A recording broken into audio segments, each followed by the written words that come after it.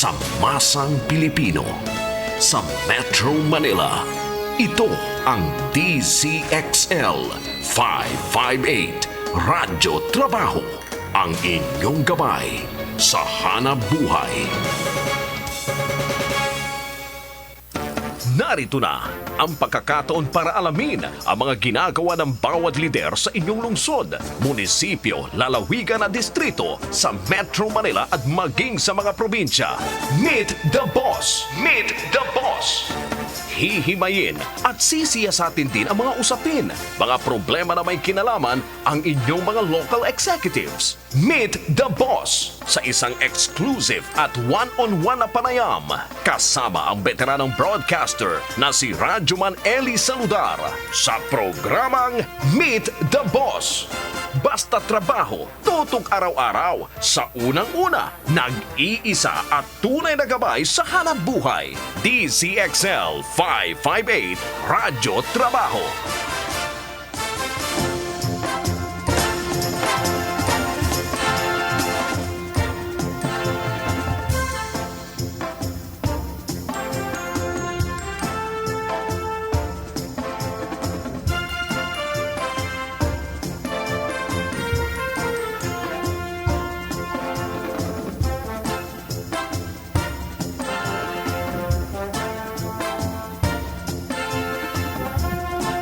Ay, magandang umaga Pilipinas, Luzon, Visayas at Mindanao. Ito na po ang Meet the Boss. Ngayon po araw ng Lunes, February 17, 2020. Magandang umaga, ako pa rin yung Radyoman Ely Saludar. At syempre, tayo po'y patuloy na tatalakay sa mga mainit na issue ng bayan. Trabaho lang po, walang personalan. At syempre mga kasama, sa ilang sandali, alamin natin na magiging lagay ng panahon mula po sa Pag-asa Weather Forecasting Center. At maya-maya din yung sitwasyon ng daloy ng trapiko sa mga pangunahing lansangan dito po sa Metro Manila. Meet the Boss with Ely Saludar sa Radyo Trabaho. Alamin na natin ang lagay ng panahon mula po sa Pag-asa DOST. Whether dry or wet, dapat ikaw ay prepared. Narito ang weather update. Si Joey Figuracion. Joey, good morning. Good morning din po at sa lahat po ng ating mga tagapakinig. Sa kasalukuyan po, wala naman tayong namamataan na sama ng panahon o bagyo na maaaring maapekto sa bansa o maging mabubuo sa loob ng ating Philippine Area of Responsibility. Ang amihan po o Northeast Monsoon ang patuloy na weather system ng apekto sa bansa. Sa ngayon, Northern Luzon lamang ang epektado nito pat sa mga susunod na araw, expected na maka-apekto na po ito sa buong bansa. Sa ngayon, magdadala po ito ng maulap na kalangitan na may hinang pag-ulan sa Cagayan Valley at Cordillera Administrative Region. Samantala, sa naraming bahagi ng ating bansa, ay asahan na may kagandaan ng panahon, maliban lamang sa mga pulupulong mahihinang pag-ulan dulot ng amihan dito sa Metro Manila at sa naraming bahagi ng Luzon. Samantala, doon sa Visayas at Mindanao ay mga pulupulong pag-ulan lamang dulot ng tinatawag nating localized thunderstorms. At ang ating pong agwat ng temperatura sa Metro Manila ay mula 22 hanggang 31 degrees Celsius. Para naman sa karagdagang impormasyon, maaaring bisitahin kami sa aming website bagongpag-asa.dost.gov.ph. Yan po ang ating latest mula rito sa Weather Forecasting Center ng Pag-asa. Joey Figuracion, maraming salamat. Meet the Boss with Ely Saludar sa Radyo Trabaho. Okay, maraming salamat kay Joey Figuracion ng Pag-asa DOST. At samantala mga kasama, bibigyan po natin ng gabay yung ating mga kababayan. At kanina mga pasado alas 7, tinataya nasa 450 mga pasahero ang ibinaba dyan po sa MRT3. Dahil sa nagkaroon po ng problema ang MRT3 dyan po sa may Quezon City. So, ang mga pasahero ay kanina umaga ho ito, ay nai-unload at sa Cubao Station ng mga mag-aalas 6 ng umaga. At matapos na ito pong southbound train ng MRT ay nagkaroon po ng tinatawag na electrical failure. Yan po ayon sa management. Dami ho nito, At mukhang naayos naman ho yung sumunod na bagon. Makatapos po ang na makalipas po ang ilang minuto ay yun ho, naisakay po sila. Okay, samantala mga kasama, alamin muna natin ang lagay ng panahon kanina, no? At ito naman sa trapiko. Alamin natin ang sitwasyon ng daloy ng trapiko sa mga pangunahing lansangan dito po sa Metro Manila. Bibigyan po natin ng gabay yung ating mga motorista at gayon din po ang mga commuters. MMDA Traffic Update. Mula sa MMDA Metro Bay, si Greg Reyes. Greg, good morning. Yes, good morning Ely at sa lahat ng ating mga masugid na tagapakinig na inyong magandang programa. At ibahagi natin ang lagay ng daloy ng ating mga motorista. EDSA, kung tayo ay papunta dyan sa area ng crossing going magmula dyan sa area ng MOA, ay nagiging mabagal ng konti yung approaching ng Malibay patungo sa Magallanes. Pero yung papunta ng ating Buendia, medyo may kabagalan ng konti hanggang makasapit tayo papuntang dito sa may Guadalupe. At approaching naman dito sa area ng papuntang Boni, katamtamang lagay ng daloy ng trapiko at pagbagal din hanggang makasapit tayo sa area ng Show Boulevard.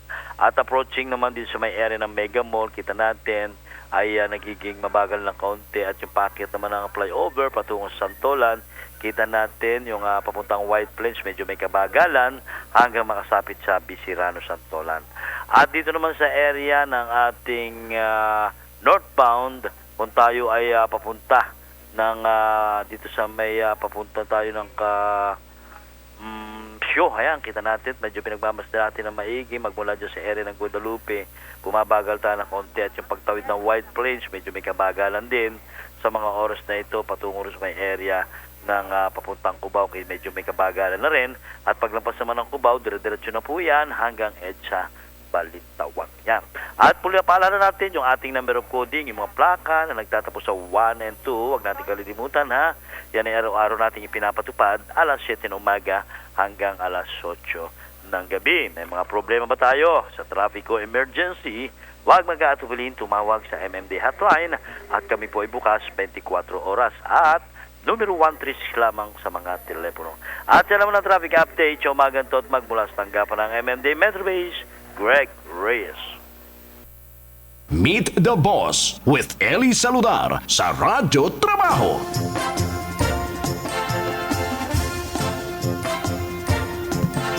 Okay, oras na ho natin mga kasama, alas 9:14 na ho ng umaga. Tuloy-tuloy lang ho tayo sa ating mga balitaan, pagtalakay pa rin sa mga mainit na issue ng bayan. Trabaho lang po walang personalan at syempre, patuloy po nating tututukan ito hong yung coronavirus disease, COVID-19 at kung saan ay marami pong mga bansa ang apektado nito at syempre ay patuloy pa rin pinag-uusapan ito hong sinasabing 'di ba patuloy na nakabitin na pagbibigay po ng prangkisa sa isang TV network at particular ito pong ABS-CBN. At ngayon marami ho mga nagtatalo-talo sila na kung saan ay ang sinasabi hindi pa naman daw ito pwedeng mapatigil at magpatutuloy pa rin daw po ang operasyon ayon po kay Speaker Cayetano hanggang March 2022 hanggang sa matapos ito pong 18th Congress. Pero iba naman po yung iba't ibang mga argumento. At dyan po sa Kamara ay tila nagkakaroon din po ng mga pagre-rebelde dyan po sa House of Representatives sa pagitan po ng mga kalyado ni Marinduque Congressman Lord Alan Velasco.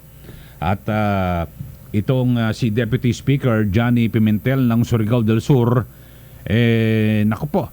ay hindi makikaila sanggan dikit po ito ni Congressman Velasco ay umalma dito po sa paghahain ni Solicitor General Jose Calida ng co-warrant of petition para ipawalang bisa di po ba yung prangkisa franchise to operate ng ABS-CBN. At ayon po kay Pimentel, inagaw na lang daw po ng Malacanang ang kapangyarihan ng Kongreso na magpasa sa issue po ng legislative franchise ng network dahil sa paghahain po ni Soljan Calida ng co-warrant of petition. Pero ito nagtataka bakit naman kaya biglang umarangkada itong si Congressman Pimentel ganitong mga pahayag. Alam naman ng lahat na 'di ba yung posisyon po ni Pangulong Duterte dito At talagang galit na galit po siya sa nasabing network. At Deputy Speaker itong si Pimentel. Pwede namang manahimik pero yun ho, bilang kaalyado ng administrasyon, kung talaga bang hindi siya sang-ayon sa ginawa ni Kalida. So tila yata hindi kayang rendahan ni Congressman Velasco yung kanyang mga bataan diyan po sa Kamara at hindi ito ang unang pagkakataon na nagsalita ito pong si Pimentel. Congressman Pimentel. Kulang na lang po ay kastiguhin ni Congressman Pimentel ito hong ang Pangulo at pati sa BFA mga kasama, di ba, yung Visiting Forces Agreement sa pagitan ng US at Pilipinas, yun ho, no? May mga binabanggit din ho itong si Pimentel, Congressman Pimentel. At mga pahayag nito ni Congressman Pimentel, may basbas kaya ito ni Congressman Lord Velasco. Kasi kung freedom of expression, siyempre mga kalyado, mga kasama, no? So, ano ho kaya rito? Tila mahina pala itong si si Congressman Velasco. So, yung kanya mga kalyado ay hindi niya po kayang kontrolin. Lembot-lembot ata Congressman Velasco, di ba? Kalyado ng Pangulo, mga kasama, at malamang ito ang isa sa mga dahilan kung kaya ang mga congressman o kongresista na nag-aalisan na po sa PDP laban. May mga umalis na, lumipat po sa National Unity Party o itong NUP. At Deputy Speaker Boyet Gonzales, mandaluyong po yan, Deputy Speaker Dan Fernandez, na parehong lumipat po ng National Unity Party. So mukhang maaga ho, mukhang nagkakaubusan na diyan po sa PDP laban. Meet the Boss with Ely Saludar sa Radyo Trabaho.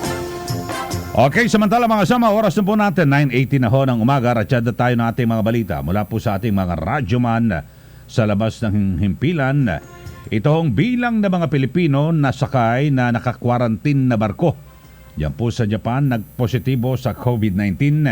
Umakyat na po sa 27. Dami na ho, nagpositibo po na 27 na raw po. Alamin natin ang detalye ng balitang yan mula kay Excel Radyoman 2, Joyce Adra. DZXL Report. Kasamang Ely, kinumpirma nga ng Department of Foreign Affairs na as of February 16 na 2020 ay umaabot na sa 27. Ito mga Pilipinong sakay ng cruise ship na Diamond Princess na naka-quarantine sa Japan ang nagpositibo sa COVID-19. At ito ay matapos na magpositibo sa virus na panibagong 16 ng mga Pinoy. Nilinaw naman ng DFA na walang kasamang mga Pinoy sa 70 panibagong kaso ng COVID-19 na nasakay ng cruise ship. Nag-announce na rin ang Japanese Health Ministry na muli sa ilalim sa pag-secure itong mga crew at pasahero ng barko sa tapos ng quarantine period. Patuloy naman na tinututukan ng Philippine Embassy sa Japan ang pangangailangan ng mga Pinoy na sakay ng barko. Gayon din ang pagpapasok nila sa Pilipinas sa sandaling matapos na ang quarantine period. Kasama mo sa Department of Foreign Affairs, Radyo Mandos, Charles Colandas, Adra, Tatak Armen, DCXL Private. Meet the Boss with Ely Saludar sa Radyo Trabaho. At ito hong evacuation ng mga Pilipinong sakay ng cruise ship na nasa Japan. Pinaplano na raw po ng DOH, Department of Health. Alamin natin ang detalye ng balita nga mula kay Excel Radyoman 11, Eman Mortega. DZXL Report.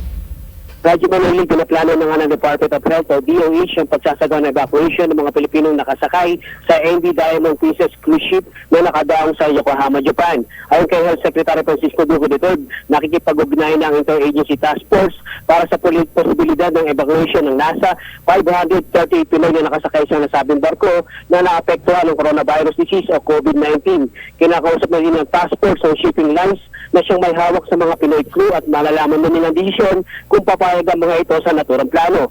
Pero nilinaw ni Duque na hindi sa pilitan ng evacuation kung saan nasa Pinoy crew at mga pasero ng desisyon kung uuwi sila ng Pilipinas.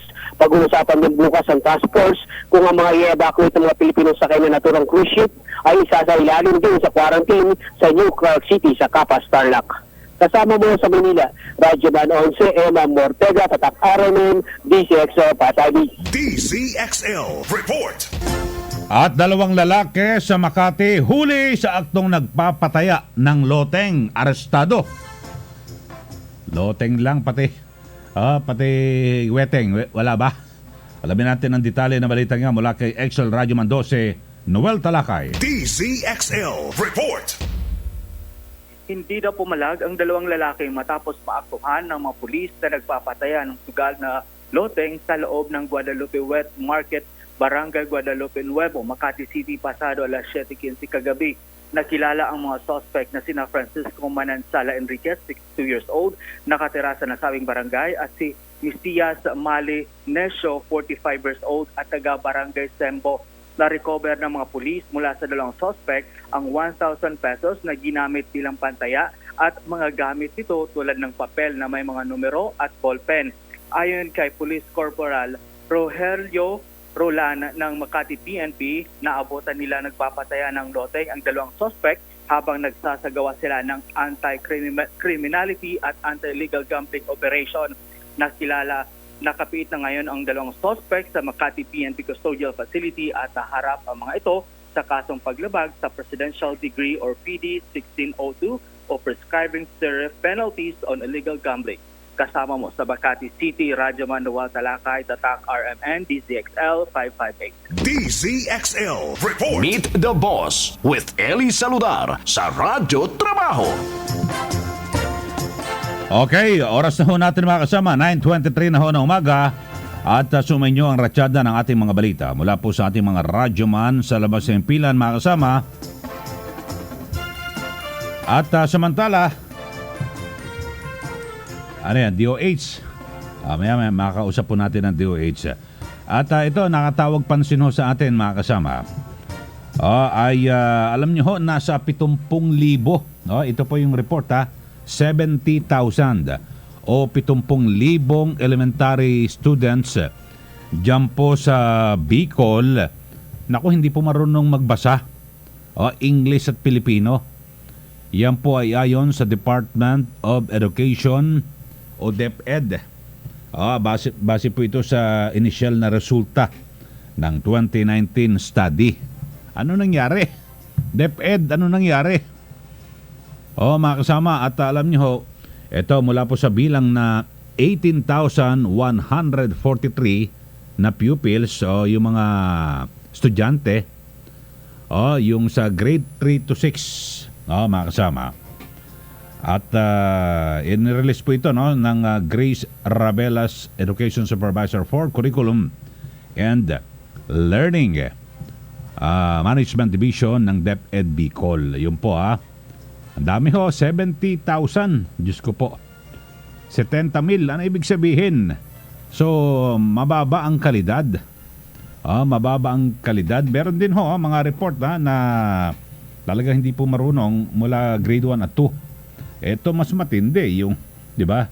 Yung umabot ka ng grade 3 hanggang 6, hindi ka marunong magbasa. Elmo, nasa grade 3 ka. Ano tinuro ng grade 1 at sa grade 2?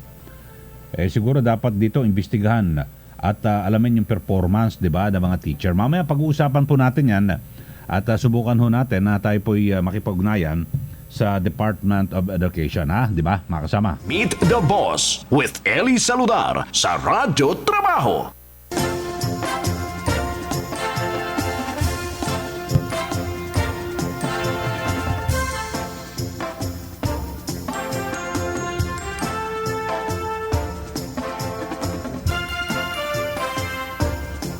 Meet the Boss with Ely Saludar sa Radyo Trabaho. Okay, samantala mga kasama, ang oras na po natin, 9:26 na ho ng umaga. At samantala makakausap po natin ang DOH, Department of Health, at ito po sa pamamagitan ni Assistant Secretary Rosette Bergire. Ano kaya tamang pronunciation? Asek, magandang umaga po sa inyo. Good morning po sa inyo, Asek. Magandang umaga po, sir. Tama po ba ang aking pagkakabigkas sa inyo pong apelido? Berhere po. Berhere. So ito nga pala, sa Pilipinas nga tayo kasi pag sa abroad, di ba, di ba? Okay, so Asek Berhere, at kumusta po? Ano po ang update ng COVID-19 dito po muna sa Pilipinas? Yes, sir. Ngayon po, meron muna tayo natatala na total na 498 patients under investigation. Pero sa ngayon po, 159 na lang po ang admitted. We have already discharged 336 persons. And until now, we still do not have local transmission in the country. Opo. So, lumiliot daw po, ASEC, na hindi po papalala, no? At least nag-i-improve at papabuti po ang sitwasyon dito po sa atin. Bagamat talagang tayo po ay, 'di ba, napuntahan itong virus at karamihan pa, no? Wala pa hong no? Yung local transmission, Pilipino sa Pilipino, wala pa ho, no? Wala pa ho tayong Opo. local transmission. Lahat po ng kaso natin ngayon na naitala ay puro imported cases. Opo. So, sa ngayon ay masabi natin mukhang talagang tagumpay naman, no, sa ngayon yung yung pagbabantay po ng ating gobyerno sa pangunguna po ng Department of Health at lahat po ng pag-iingat, di po ba? Opo, hindi naman po natin masabi na nagtagumpay na tayo. Ang sinasabi lang ho natin, nandun lang ho tayo sa stage na talagang pinag-preparean natin. We like to be ready for that eventuality kung sakasakali pong tumaas pa ang numero ng ating mga kaso at magkaroon nga tayo ng local transmission. Opo. Ginagawa po lahat ng Department of Health katulungan ng ibang ahensya para ho tayo ay maging handa para sa ganitong sitwasyon. Hindi, ako po magsasabi, ASEC, na kahit paano epektibo yung ginagawa po ng ating DOH para, di ba, ay wag na pong kumalat ng todo. At hindi naman kumakalat eh. Hindi po ba? At so nasa tamang direksyon po tayo. Pero dito ho, ASEC, may mga panukala na yung sa Singapore, sa iba pang mga lugar, magpatupad ng travel ban. Meron naman na lumilitaw na parang sa Macau at Hong Kong, dapat naling i-lift yung travel ban. So ano ho ba ang usapan ho dyan sa DOH? Yes, sir. Actually, ang nagdedesisyon po dito at naggagawa ng mga rekomendasyon ay ang Interagency Task Force for Emerging Infectious Diseases. Ang DOH po ang nag-chair nito, co-chair natin ng DFA at kasama natin ng iba't ibang ahensya. Pinag-uusapan po natin, pinag-aaralan po lahat itong mga aspeto na ito tungkol sa mga travel restrictions sa iba't ibang bansa. Kaya po pag-uusapan nila ngayong linggo, darating na linggo, ito pong Tuesday, may meeting uli ang ating IATF para pag-usapan po itong mga criteria natin on our restrictions for other countries. Apo, kasi yung katulad po sa Macau at Hong Kong, mukhang hindi rin naman lumalala, no? Kaya may panawagan ngayon, lalo na't yung mga overseas Philippine workers na sila po stranded doon at stranded din dito na malift na po yung ban tulad po sa Taiwan. Apo. So kinukonsidera rin ho ba yan, ASEC, na halimbawa tulad po sa Hong Kong at sa Macau, wala namang namatay at parang katulad po sa atin na hindi naman po lumalala sitwasyon doon, pwede ho ba itong i-considera? Ibig sabihin na wala pa naman desisyon, no? Linawin po natin, task force po kasi, no? Interagency ang nagde-desisyon, pero pwedeng gawing batayan din po yun yung mga ganong pangyayari. Sir, basta sa ngayon, wala pa ho ako masabi sa inyo na definite, no? Basta ang sabi ko nga ho, pinag-uusapan. But everything is being considered. Ang lagi lang ho namin pinangahawakan at ang ating primary objective is public health and safety. The criteria will be aligned to that, dun sa objective natin na yon, at titignan ho natin kung ano-anong mga bansa ang pwede ho nating i-restrict, anong bansa ang hindi natin i-restrict. Ayan, apo. Okay, samantala ay sa iba pa nating issue, ASEC, dito ho sa marijuana at mukhang ang Dangerous Drugs Board o DDB approve sila, no? Inapprovean in principle ito hong resolusyon na kung saan pwedeng gamitin itong cannabidiol o CBD para po sa siguro may sa issue pa, sa no, sakit na epilepsy, ASEC. Sa anong take at posisyon po rito ng DOH? Kung ano man ho ang napagkasunduan doon sa ating Dangerous Drugs Board, ito po ay isang board na kinocomprise ng mga eksperto natin, mga member agencies po natin. Pag lumabas po yung resolution nila dyan, ibig sabihin po na pag-aralang maigi at naikonsulta na po iyan. So, yan po yung ating yan po yung lalabas dyan. Apo. Pero sa panig po ng DOH, ang posisyon nyo po, kung ano ang... Kasi hingan din po kayo ng posisyon dito, di ba? Di ba, noong tutulho ang DOH dito Opo, sa ngayon po, sir, I cannot give you the position because I am in no authority to provide you with that answer. Okay. So dito na lang po sa polio update. Siguro pwede ko kayo Yes, magsalita sir. rito. Opo. 17 na po, no, simula nung isang araw, yung Opo. 1-year-old. So kumusta ho ang kampanya ng gobyerno rito? Yes, sir. Actually, meron ho kaming mga sabayang patak kontra polio na ginagawa sa iba't ibang piling lugar dito sa Pilipinas kung saan medyo nakakita po tayo ng kaso. Ito pong huling kaso natin ay isang 1-year-old na bata galing po sa Region 3 sa Nueva Ecija kung saan po nag-exhibit po siya ng panghihina ng kanyang lower extremities, nagkalagnat, pumonsulta po siya at nang kinuwanan ho siya ng specimen natin, yung stool na kinukuha, ay nagpositibo po siya dito sa circulating vaccine-derived poliovirus 2. So ang ating ginagawa or response ng ating gobyerno ay pinag-iigting po natin ang ating pagbabakuna, of course. And pangalawa, katulad din ng rekomendasyon ng ating World Health Organization, kailangan po yung surveillance ay pag-igtingin sa lahat ng bahagi ng ating country, no? So hindi lang ho para magbakuna, kung hindi humanap po tayo ng mga acute flaccid paralysis na mga cases para po makita natin kung meron pang ibang batang naapektuhan itong sakit na ito. Opo. Pero dito ho ay tuloy-tuloy ang kampanya at ang isa sa naging dahilan po rito talaga, no, yung ating mga kababayan, yung mga magulang, natakot po, no, sa mga bakuna at nawalan ng tiwala maging sa polio at iba pang bakuna na una ng subok na ho, di po ba? Dito sa Pilipinas dahil sa dine vaccine na Yes, ito. sir. Actually, nung una, kasama po yan doon sa mga factors natin kung bakit may mga ganito tayong kaso dahil sinasabing mababa po ang ating pagbabakuna. Okay. Pero nakikita rin natin ngayon yung factor po ng ating environmental sanitation dahil alam po natin lahat ang polio na itatransmit po siya through orophycal route. So ibig sabihin makukuha siya pag dumumi ang isang tao, tapos ay tinapon lang niya maari sa isang bahagi ng tubig at pagkatapos ay ito'y dumadaloy at napupunta sa iniinom ng tubig ng ibang tao. So marami ho tayong mga factors na kinoconsider ngayon at binibigyan ng response ng ating gobyerno. So dito ho, lumilitaw, talagang yung kawalan pa rin ng maayos na palikuran sa ating mga kababayan. Kung yung binabagin nyo, ganun ho, di ba? Opo, tama po kayo dyan, sir. Marami pa rin ho na mga kabahayan dito sa Pilipinas ang wala pa rin maayos na palikuran sa ngayon. Opo, so talagang doble dapat ang ano rito, ang kampanya. Magkaroon ng maayos na palikuran at tuloy-tuloy yung pagbabakuna sa ating kababayan. Opo, tama po kayo dyan. Opo. Okay, so meron na ho ba kayong balita kasi na yung may panibagong executive order na pinirmahan si Pangulong Duterte para po dito sa pagpapamura, no, ng mga medisina or gamot. Meron na ho ba kayong natanggap?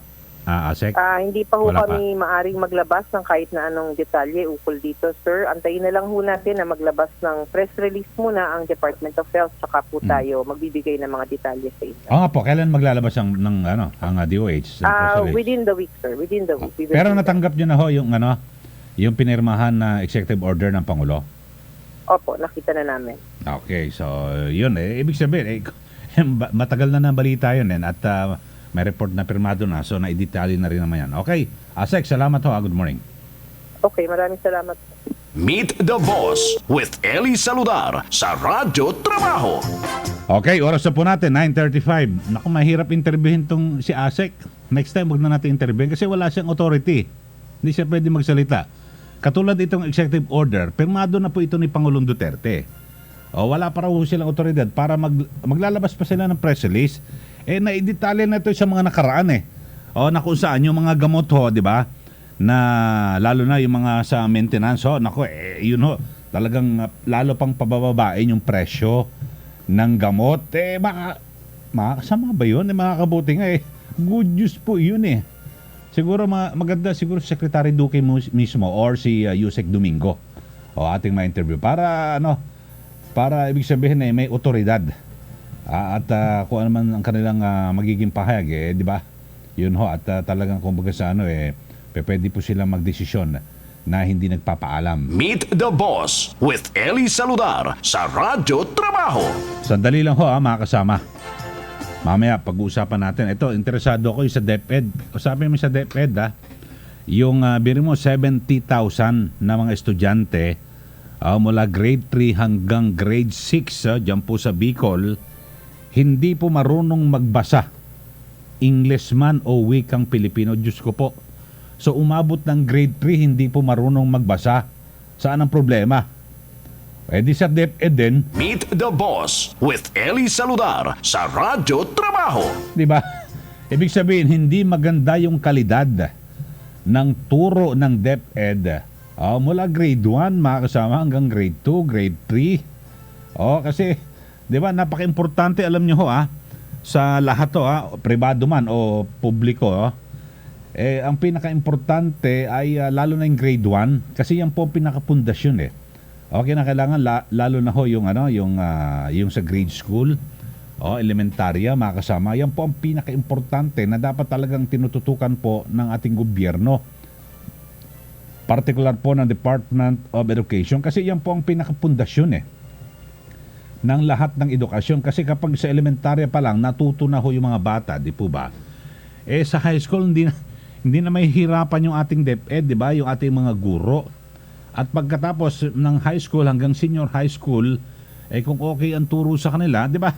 Pwede na magtrabaho mga yan, yung wala po silang pagkakataon na makapagkolehiyo, di po ba? Pwede na ho. Pero bilhin nyo, nasa grade 3 hanggang grade 6, hindi pa marunong magbasa English or Filipino, may problema tayo rito, mga kasama. Meet the Boss with Ely Saludar sa Radyo Trabaho. Mamaya, ugutin ho natin yan. Importante ho ito. Sandali lang ho. Magpapaalala muna tayo. Good morning kay Jomel Gonzaga. Diyan po sa office ni Senator Win Gatchalian. Okay, sandali lang ho. Paalala muna ang oras na natin. 9:38. That news was brought to you by ACS Manufacturing Corporation, ISO certified world-class quality. Para sa wish come true na skin mo, may White Rose pampaputi tip para sa iyo. Sa pagpapaputi, hanapin ang sabon na may kojic dipalmitate. Ito ang safe at effective na ingredient sa White Rose at iwasan ang may mataas na hydroquinone dahil maaari itong mag-cause ng skin irritation at overdrying. Para sa pagpapaputi na walang hapdi, mag-White Rose Kojic Whitening Soap. May kojic whitening at shea butter for white skin na soft with regular use. Yan ang White Rose pampaputi tip for the day. Marami na ang natulungan ng Nature Soya Coffee. Ako si Julie Villamor, isang cook. May hyperacidity ako noon, kaya tinigil ko ang kape. Pero ngayon, nakahanap ako ng walang caffeine. Subukan nyo na rin ang Nature Soya Coffee dahil natural ito. Kayo rin, gumamit na ng Nature Soya Coffee. Mabibili sa inyong mga suking butika. Mahalagang paalala, ang Nature Soya Coffee ay hindi gamot at hindi dapat gamitin panggamot sa anumang uri ng sakit. Hindi matipid ang malaking bote ng ordinaryong dishwashing liquid. Kasi malaking bote, daming buhos, daming kuskus sa oras pagod kay gastos. Ang bote ng Joy matipid. Kasi isang purong patak ng Joy, mabulang ang Joy, mabulang ang Joy. Joy, totoong matipid. Isang purong patak ng Joy, mabulang ang Joy, mabulang ang Joy. Joy, totoong matipid.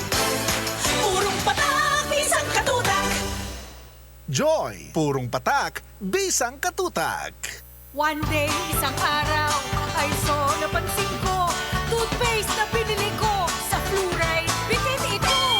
Ang leading brand kasi, hindi lahat may maximum fluoride. Kaya, Mrs., mag-Unique Toothpaste. Lahat may maximum fluoride protection laban sa tooth decay. That's why, kaya ngayon, unique ang toothpaste ko. Kahit anong kulay, maximum fluoride ito. Goodbye sa tooth decay. Unique Toothpaste, everyday. Unique Toothpaste, manufactured by ACS Manufacturing Corporation, ISO certified, world-class quality. ACS. Ang Pride with Fabric Conditioner. Ngayon, may blooming na bango ng Sakura. Sakura, Sakura, ang bango. Sakura, Sakura, ang pride ko. Blooming ang lapada ko. Pride, Sakura, Sakura. Pride with fabric conditioner. May Sakura Blooming Pearls para sa labadang blooming sa linis, labadang blooming sa bango for as long as 24 hours. Para sa blooming na labada, i-Pride Sakura mo na. Pride Sakura Blossom. Manufactured by ACS Manufacturing Corporation. ISO certified. World-class quality. Parami na ng parami ng parami ang guminhawa sa Santon Plus Herbal Capsule. Ako po si Jonalyn Almazan Mamugay. Gumagamit po ako ng Santon Plus. Laking pasasalamat ko po kasi maganda po ang naibibigay nito sa aking katawan. Mabibili sa mga suking butika. Mahalagang paalala, ang Santon Plus Herbal Capsule ay hindi gamot at hindi dapat gamitin panggamot sa anumang uri ng sakit. Alam nyo ba na sa bawat pagtangkilik ninyo ng PCSO, may tulong na ihahatid sa ating mga kababayan na nangangailangan. Kaya't halika na, tangkilikin ang PCSO. Sa PCSO, bawat pisong tulong, tungo sa pagsulong. Magandang balita, ang PCSO Small Town Lottery o STL na sa probinsya nyo na. Exciting na mga papremyo. 3 times a day pang maaaring manalo. Bili na ng tickets nyo sa inyong mga favorite STL sales representatives para makasali at manalo sa STL 3 times a day. Every day sa STL, bayan ang panalo. Alam nyo ba na sa bawat pagtangkilik ninyo ng PCSO, may tulong na ihahatid sa ating mga kababayan na nangangailangan. Kaya't halika na, tangkilikin ang PCSO. Sa PCSO, bawat pisong tulong, tungo sa pagsulong. Noon ay love na love kita sa aking dishwashing. Ayun pala kadiri ka, sa antibac ay bitin. Ang akala ko pa nga, lahat ng kalamansi dishwashing liquid, antibac ang galing! Kaya mag-Smart Dishwashing Liquid na. Mapakalamansi o lemon parehong antibac. May double tanggaling formula. Tanggal galing ang sebo, tanggal galing ang bakterya. Smart liquid dishwashing, smart ang tanggaling-galing. Smart Dishwashing Liquid. Manufactured by ACS Manufacturing Corporation. ISO certified world-class quality. ACS. Naglalaba ako noon. Nagbukas po ako ng radyo, sir. Okay. Nahagip ko nga po yung merong sabi, nagkaroon sila ng trabaho. Kung trabaho ang hanap mo. Dahil sa radyo trabaho ng DZXL 558 Manila, may mga nagkatrabaho na. Na mag-i-email daw po ng resume. Nautusan ko po yung anak kong babae. Umaga po yun, sir. Okay. Mga bandang tanghali po may tumawag na sa akin. Ang radyo trabaho ng DZXL 558 Manila. Tulad ko na may edad na, huwag kayo mawala ng pag-asa. Meron tutulong sa atin. Andyan yung radyo trabaho. May trabaho na po ngayong bagong taon. Natulungan po ako ng radyo trabaho. Kaya, kung trabaho ang hanap mo, makinig sa radyo trabaho ng DZXL 558. Baka ikaw na ang susunod na magkatrabaho.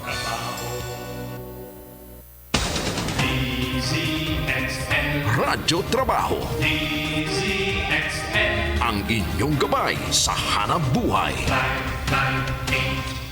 Meet the Boss with Ely Saludar sa Radyo Trabaho. Okay, balik ho tayo mga kasama mamaya sa Aramen Centro Servicio sa umaga. Yung mga taga Muntinlupa, yan po ay yung mga walang trabaho dyan sa Muntinlupa o yung mga may trabaho gustong lumipat po ng kumpanya, makakausap po natin mamaya ang PESO Muntinlupa, Public Employment Service Office. Sila po ang ahensya sa syudad, sa City Hall, na kung saan ay may mga hawak po na impormasyon, yung mga kumpanya na nangangailangan po ng mga trabahador. Ayan po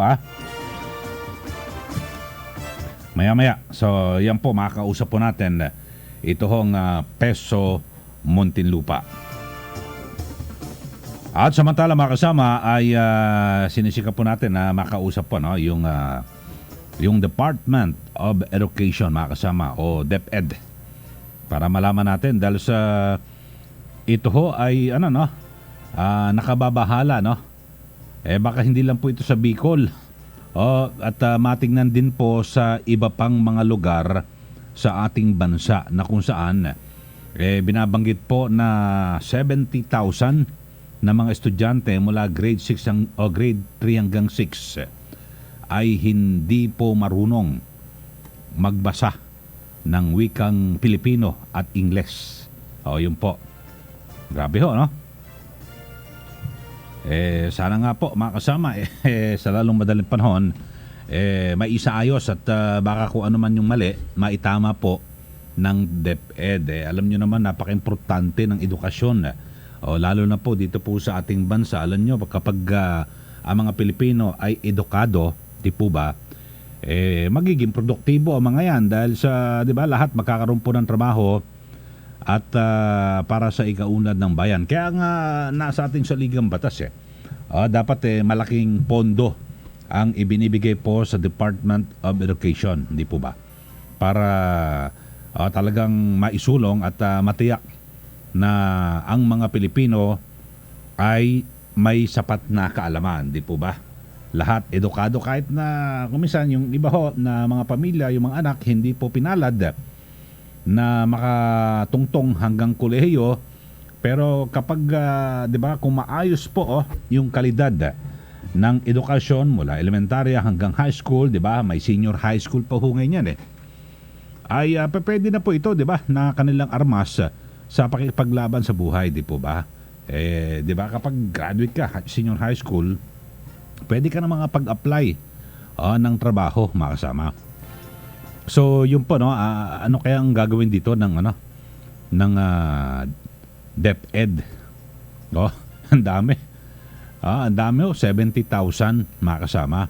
'Di ba? Ito po hindi ito biro. Yung ganitong bilang na ito. Dapat to sa lalong madaling panahon ay agad na maayos po at baka hindi lang po sa Bicol paano pa yung sa mga lugar dyan po sa Visayas? Naku, napakaraming probinsya dyan at hindi po ligid sa ating Kalaban. Naku, marami ho na mga marami po na mga lugar ho dyan na talagang napakahihirap, di po ba? Meet the Boss with Ely Saludar sa Radyo Trabaho. Eto na, meron na akong detalye kanina. Hiningi ko kay Asek. Asek ano ba yan? Rosette Berhire. Oy, Diyos ko po, gusto pa itago yung yung kapipirma lang ho na executive order ni Pangulong Duterte. Eto ho mga kasama. Uunahan na natin si Asek. Parang takot na takot ho magsalita. Ito ho mga kasama ay pirmado na po ni Pangulong Duterte ang executive order na kung saan ay magtatakda po ng maximum retail price sa ilang mga selected medicines. Yun po at nabanggit na po ito ni Senate Health Committee Chairman Senator Christopher Bongo na ikalawang presidential spokesman din ho, no? Diyan po sa Malacanang. So pinirmahan na raw po ni Pangulong Duterte. At ito hong Department of Health na naunang nagpanukala ng regulasyon, no? Sa presyo po ng mahigit sa 120 mga gamot o medisina na ginagamit ho sa paggamot sa ilang mga diseases at health conditions. Ito tulad ho ng hypertension, diabetes, cardiovascular disease, chronic lung diseases, neonatal diseases, at again din po sa mga yung mga may naapektuhan ng mga bagong silang at again din po yung mga major cancers. So yan po So yan na, aprobado na ho ni Pangulong Duterte ito hong executive order na kung saan ay nagtatakda po ng maximum retail price. Yun ho, ibig sabihin talagang magiging dahilan nito para yung mga presyo po ng mahigit sa 120 raw na gamot na ginagamit, inaasahan bababa po ito yung presyo ho nito mga kasama. So yan po, no, ang pinakahuling balita at ibinrake na po ni presidential spokesman pangalawang presidential spokesman si Senator Bongo mga kasama. So yun, pirmado na po itong executive order at na kung saan ay inaasahan natin na bababa po ang presyo ng gamot. At lalo na po yung sa hypertension, ako Diyos ko po. Ang dami ho, karamihan ho ng mga senior citizen, 'di ba, may mga maintenance ho mga kasama. Yung iba yung diabetes, nako, yan po yung mga kadalasan ho ha. At yung mga cardiovascular disease, yung mga chronic lung diseases, so yan ho, nako, Diyos ko po, ang mamahal na mga gamot na yan. So inaasahan natin. At mas maganda sa mga susunod na sa mga susunod na pagkakataon, maganda ma-interview natin mismo si Health Secretary Francisco Duque at malaman natin gaano ibababa o ilang porsyento ang ibababa ng presyo para magkaroon din po ng siyempre batayan po yung ating mga kababayan, di po ba? Halimbawa sa ganitong gamot o sa hypertension, dati 5 piso bili ko rito, isang piraso, o ngayon magkano na? Ayun, so magkakaroon po kasi ang tawag ho rito maximum, magtatakda po ng maximum retail price. So talagang kumbaga sa yung pinakabagsak presyo ho rito. Halimbawa kung ang puhunan nila ganito, halimbawa sa 10 piso, binibenta po nila ng 20 pesos, hindi, maximum, ito, ibenta mo lang ng mga yan, mga 12. Di ba, mga ganun ho, mga kasama, talagang, kumbaga sa sagad. Sagad na yan, mga suki. Sagad na ang presyo niyan, ito na lang tubo ko dyan. Alam niyo, mga tendera, di ba, ganun? Magkano yan? Magkano kilo niyan? Ay, wala bang tawad? Naku, sagad na yan, suki. Ito, piso na lang akin dyan Parang ganun ho, talagang sasagarin ho, mga kasama. At syempre, kahit pa paano, may tubo naman, pero hindi naman sobrang tubo. So, yan po, aalamin ho natin, sana maglabas po. Ano ba ang maglalabas ho rito? DTI ba rito?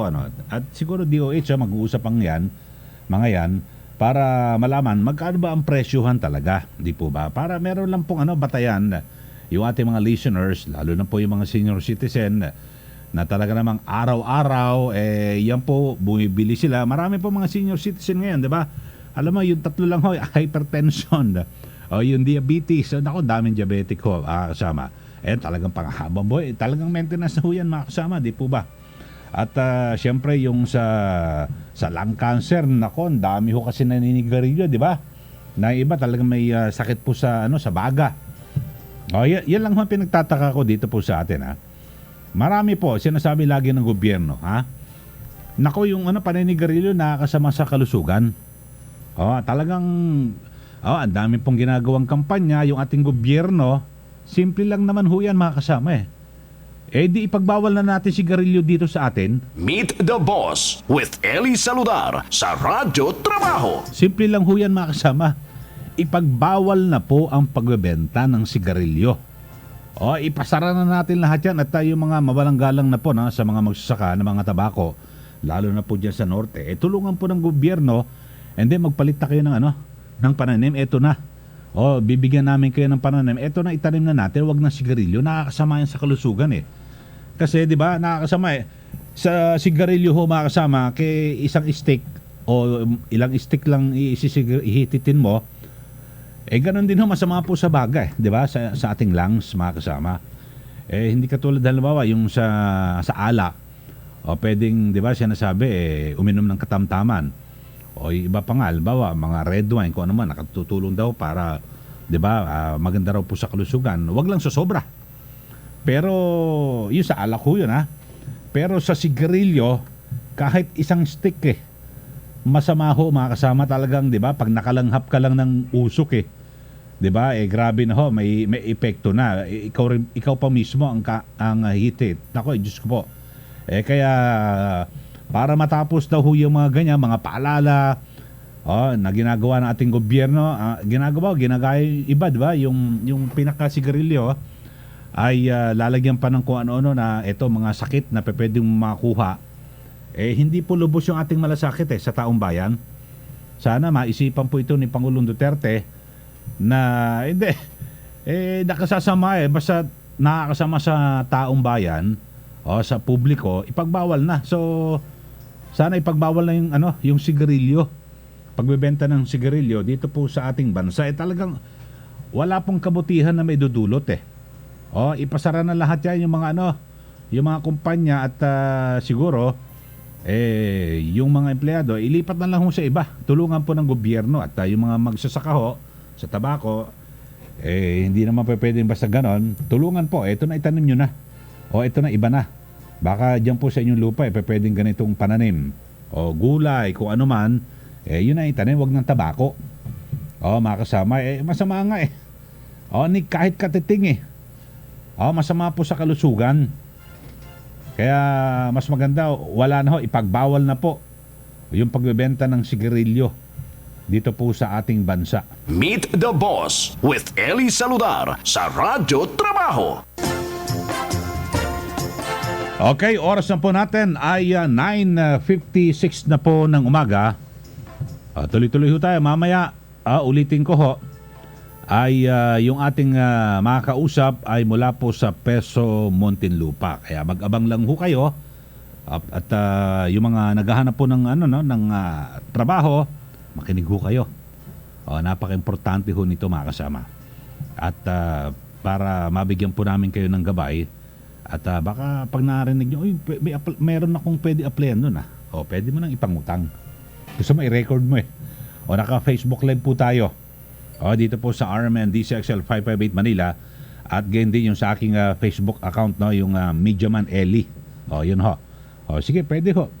Naka-record, i-replay mo lang naman malalaman niya na, naku, ito pala yung aking applyan. Tapos pwede mo nang iparinig sa uutangan mo. Ito, applyan ko to, sigurado to. Pautang naman dyan ng pamasahe. Tsaka konting pangkain, di ba? Ayun na. Ayos na. Swak na. Napakahirap na walang trabaho talagang mas masarap yung 'di ba ginagastos mo sa sarili mong pagod at 'di ba at paghihirap, 'di ba hindi ka puro asa puro ka hingi, 'di ba mga kasama at wala kasi mahirap yung habang buhay ganyan ka na lang ba puro hingi asa, 'di ba? Mas maganda magtrabaho ka ng sarili mo, makaipon ka ng konti, di ayos na, 'di ba mga kasama at bukod ho diyan sa panggastos mo sa sarili, baka pwede ka pa makatulong, di ba, sa pamilya mo. Okay, sandali lang ho mga kasama, magpapaalala muna tayo at mamaya sa pagpasok nga po ng RMN Centro Servisyo, yung Peso Muntinlupa, at syempre tuloy tayo sa retsada ng ating mga balita at posibleng pakikipagpanayam din sa mga taong nasa likod na mga maiinit na balita. Ang oras natin, 9:59. That news was brought to you by ACS Manufacturing Corporation, ISO certified world-class quality. ACS. That portion was brought to you by Bear Brand Sterilized. Pawi ng pagod para bukas, handa uli kumayod. 24 hours of germ protection. Shield Bad Soap. Shield Bad Soap. 24 hours of germ protection. Shield Bad Soap. Shield Bad Soap. Protektahan ang kalusugan ng pamilya. Mag-Shield Bath Soap regularly. Kills 99.9% ng germs at recommended pa ng Philippine Nurses Association. Shield Bad Soap. Shield Bad Soap. Shield. Galit sa sakit, may malasakit. Shield Bath Soap. Manufactured by ACS Manufacturing Corporation. ISO certified. World-class quality. ACS. Love mo ko? Di tayo bagay. Malabo mata mo. Punta tayo EO. EO Executive Optical. For state-of-the-art facilities and expert eye care. May glasses ka na. See? I see a brighter future with you. Marry me na. EO Executive Optical. Love your eyes. If you love your eyes, come visit EO Executive Optical today for expert eye care. With over 100 branches nationwide to serve you, EO has been voted by consumers as a Reader's Digest Trusted Brand 2016 Platinum Awardee. Alam nyo ba na sa bawat pagtangkilik ninyo ng PCSO, may tulong na ihahatid sa ating mga kababayan na nangangailangan. Kaya't halika na, tangkilikin ang PCSO. Sa PCSO, bawat pisong tulong, tungo sa pagsulong. Magandang balita, ang PCSO Small Town Lottery o STL nasa probinsya nyo na. Exciting na mga papremyo. 3 times a day pang maaaring manalo. Bili na ng tickets nyo sa inyong mga favorite STL sales representatives para makasali at manalo sa STL 3 times a day. Every day sa STL, bayan ang panalo. Alam nyo ba na sa bawat pagtangkilik ninyo ng PCSO, may tulong na ihahatid sa ating mga kababayan na nangangailangan. Kaya't halika na, tangkilikin ang PCSO. Sa PCSO, bawat pisong tulong, tungo sa pagsulong. Paano na tayo niyan? Naputol ang kamay mo dahil sa trabaho. Naipagkamot ka nga ng ECC, wala ka namang hanap buhay. Huwag ka mag-alala. Sa ilalim ng kagabay program ng ECC, ang manggagawang nabalda dahil sa trabaho ay pwedeng makabalik muli sa kanyang pinapasukan o makapagsimula ng maliit na negosyo. Para sa karagdagang kaalaman, tumawag 02-8899-4251 o mag-log on sa www.ecc.gov.ph. Sa ECC, ang manggagawang Pinoy ay protektado. Sagot ka ng Employees Compensation Commission. That portion was brought to you by Gene Capitan. Kayang-kaya mo yan. Ang kampyon ng 10 Commandments. Mang Moy, caller sa line 1. Hello? Mang Moy, pinagtatalunan kasi namin ni Mrs. kung hanggang kailan dapat i-breastfeed ang baby namin. Commandment number 2 yan. Sa unang 6 months ni baby, breastfeeding lamang. Mula 6 months, bigyan din siya ng ibang angkop na pagkain. Pero tuloy pa rin ang breastfeeding. 2 taon? O higit pa, para mas malubos ang nutrisyong nakukuha ng bata. Tama pala si Mrs. Sundin ang 10 Commandments para sa sigla at lakas ng buhay. Paalala ng National Nutrition Council ng DOH. One day, isang araw, ay napansin ko, toothpaste na pinili ko sa fluoride, bitin ito!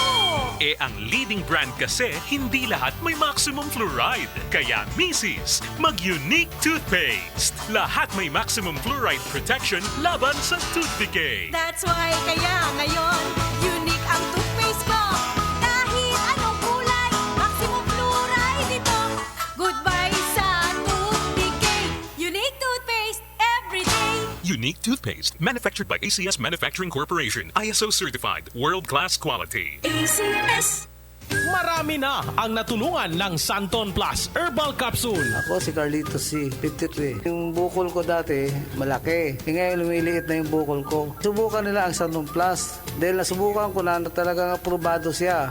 Yung bukol ko sa pisngi, lumiit. Kaya kung ako sa inyo, gumamit kayo ng Santon Plus kung may mga bukol kayo sa iyong mga katawan. Nagpapasalamat ako sa Santon Plus na ibsa na nga ang bukol ko sa muka. Kaya hindi na ako namumblema ngayon. Kayo rin, mag-Santon Plus Herbal Capsule na. Mabibili sa mga butika. Mahalagang paalala, ang Santon Plus Herbal Capsule ay hindi gamot at hindi dapat gamitin panggamot sa anumang uri ng sakit. Hindi matipid ang malaking bote ng ordinaryong dishwashing liquid. Kasi malaking bote, daming buhos, daming kuskus sa oras pagod kay gastos. ang bote ng Joy matipid. Kasi isang purong patak ng Joy, mabulang babala. Ang Joy, mabulang babala. Ang Joy, Joy, totoong matipid. Isang purong patak ng Joy, mabulang babala. Ang Joy, mabulang babala. Ang Joy, Joy, totoong matipid. Purong patak, isang katutak. Joy, purong patak, bisang katutak.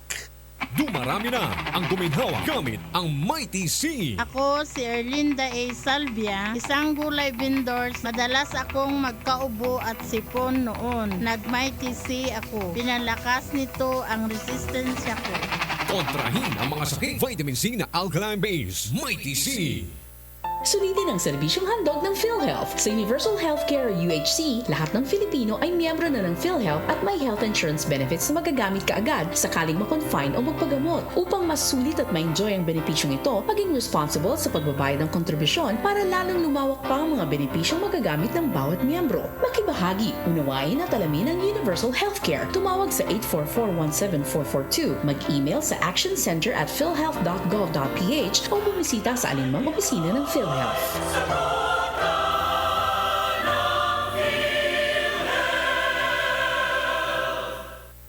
mo ko? Di tayo bagay. Malabo mata mo. Punta tayo EO. EO Executive Optical for state-of-the-art facilities and expert eye care. May glasses ka na. See? I see a brighter future with you. Marry me na! EO Executive Optical. Love your eyes.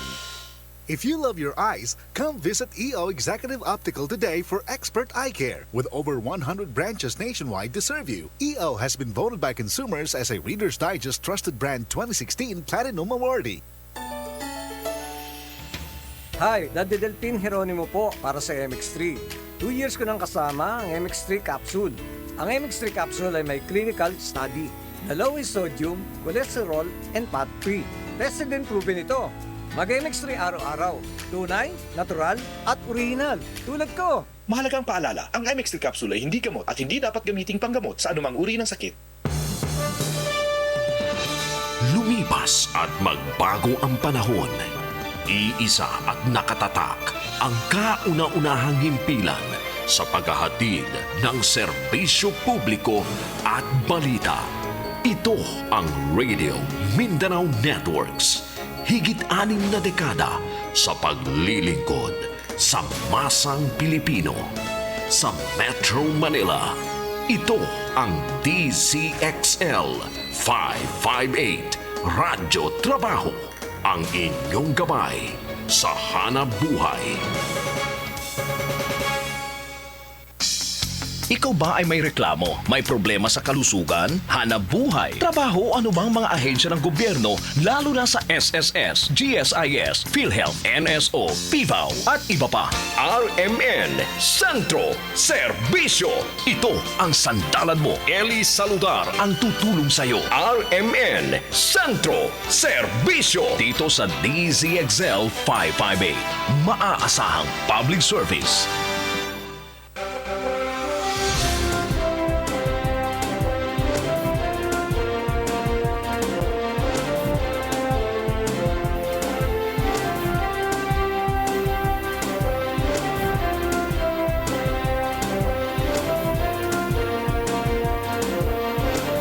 Ely Saludar, RMN, Sentro Serbisyo. Hoy, muli, good morning. Ako pa rin ho yung radyoman, Ely Saludar, hanggang alas 11 po tayo. At samantala, meron ho tayong flash report. DZXL Flash Report. Flash report mula kay Excel Radyoman 9, DK Zarate. DK. Radyoman na Eli, bibigyan ng 75 araw ang mga barangay official para linisin yung kanilang mga kalsada at ibalik sa publiko yung mga lansangan. Ito ay tinawag na clearing operation version 2.0 kung saan patukunan nga ng mga barangay official ang paglilinis. Yung mga tricycle na alaganin yung kanilang mga terminal ay tatanggalin na, lalo na yung mga national road. Samantalang yung mga burol naman ay papayagan, pero kailangan kumuha muna sila ng permit sa barangay. Ayon pa kay DILG Secretary Eduardo Anyo, bibigyan nila o kailangan papatawan nila ng show cause order yung mga barangay official na hindi makakatupad sa nasabing kautusan. Kasama mo sa lungsod ng Quezon, Radyo Manuebe, DK Sarate, Tatak Armen, DCXL 558. DZXL Flash Report. Ely Saludar, RMN, Sentro Serbisyo. Okay, yung mga opisyal po ng barangay, nako, lagot ho kayo, 75 days ang ibinibigay sa inyo na palugit para linisin. Kasi 'di ba nakaraan ay nagbigay po ng palugit at 'di ba yung lahat po ng mga local official, yung mga mayor at linisin yung kanilang mga lugar. Mga kasama, at diyan po sa may Quezon City, 'di ba? Kung ilang porsyento nalinis naman ho lahat. Balik na naman tulad na lang ho diyan sa may Nia Road, nako Diyos ko po. Ang ganda-ganda ng kalsada, binuhusan po ng pondo ng gobyerno. Ng DPWH. Tapos ginagawang paradahan, hindi po ma-maximize hindi po magamit lahat po ng mga motorista. Bakit ho? Ginawa hong paradahan. Yun ho mga kasama. Yung barangay, sa kanila pinaubaya yan. Kaya lagot ho kayo yung mga barangay chairman ho dyan, mga barangay tagay, 75 days ang binigay na DILG, dahil sa kapag hindi kayo tumino, lagot kayo. Ely Saludar, RMN, Sentro Serbisyo. Ito hong World Health Organization o WHO, Philippines, hinimok ang lahat ng mga Pilipino na makiisa sa sabayang patak kontra polio. Alamin natin ang detalye ng balitang yan mula kay Excel Radyoman 11, Eman Mortega. DZXL Report. Radyo Manili, tuloy-tuloy ang laban ng bansa kontra polio ayon sa World Health Organization o WHO Philippines. Ito ay kasunod ng anunsyo ng Department of Health o DOH na pumalo na sa 17 kumpirmadong kaso ng polio sa bansa matapos tamaan ng 1 taong gulang na batang lalaki mula sa Cabanatuan City, Nueva Ecija. Ayon sa WHO Philippines, hindi pa tapos ang polio outbreak, kaya kailangan ang lahat ng mga Pilipino ay makiisa sa sabayang patak kontra polio. Ngayong araw, February 17 hanggang March 1, 2020, ito ipagpapatuloy ang mass polio vaccination sa Mindanao. Ang mga bata sa 10 taong gulang bababa sa Basilan, Sulu, Tawi-Tawi, Isabela City, Zamboanga City at Dambayog, Sultan Kudarat ay sakop ng sabayang patak kontra polio. Ang mga batang 5 taong gulang bababa naman sa iba pang lugar sa Mindanao ay pinapayuhan din ng mapabakunahan. Mula naman February 24 hanggang March 8, 2020, isasagawa ang sabayang patak kontra polio sa National Capital Region na sakop din ng mga batang 5 taong gulang pababa. Paalala ng WHO Philippines sa mga magulang, dalhin ng mga anak sa pinakamalapit na health center sa kanilang lugar upang mapatakan ng oral polio vaccine ng mga bata bilang parte ng immunization program o kumpletong bakuna laban sa mga sakit. Kasama mo sa Manila, Radyoman 11, Eman Mortega, Tatak RMN, DZXL 558. DZXL Report. Ely Saludar, RMN, Sentro, Serbisyo. Okay, mga kasama, diretso ho tayo sa ratyada pa rin ang ating mga balita mula po sa ating mga radyoman sa labas ng himpilan. O yun ho, makiisa ho kayo sa bayang bakuna, yung anti-polio. O, 17 na kaso na po ang polio dito po sa ating bansa. Dati wala na ho ito eh. 0, wala na po, pero ngayon muling nabuhay. Alam niyo ho, grabe ho ito yung polio, mga kasama. Talagang ito po ay habang buhay kaya dapat maging maingat po tayong lahat. At sumunod po tayo sa panawagan ng ating gobyerno. Ngayon, pati yung WHO. Tumugon ho tayo. Libre po ito eh. Libre ho ang bakuna sa polio. Huwag ho kayo maniwala sa mga, di ba, usap-usapan, mga deng vaccine na yan, kung ano man. Ito, subok na po eh. Polio, tigdas. Ang dami ho ng mga bakuna ang ibinibigay, ang ating Department of Health.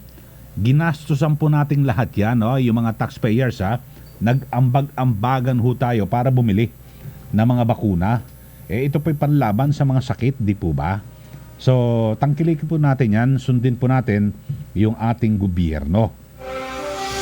At samantala, Consumers Group umapila sa Energy Regulatory Commission o ERC na magpakita ng malasakit sa ilalabas na desisyon sa dirty coal products ng Meralco. Alamin natin ang detalye ng balitang yan mula kay Excel Radyoman 8, Mike Guyagoy. DZXL Report. Radyoman Ely, sa harap ng nalalapit na paglalabas na sa resulta ng aplikasyon ng 6 na bagong power contracts ng Meralco, inikayat kayo ng mga clean energy at mga consumer groups ang Energy Regulatory Commission na magpakita ng malasakit sa publiko sa pamamagitan ng hindi pagpayag sa tinatawag na dirty coal contracts. Si Jerry Arances, ang convener ng The People's Coalition, ang malaking bahagi ng pending power supply agreement sa Meralco ay nagmumula kasi sa coal o carbon.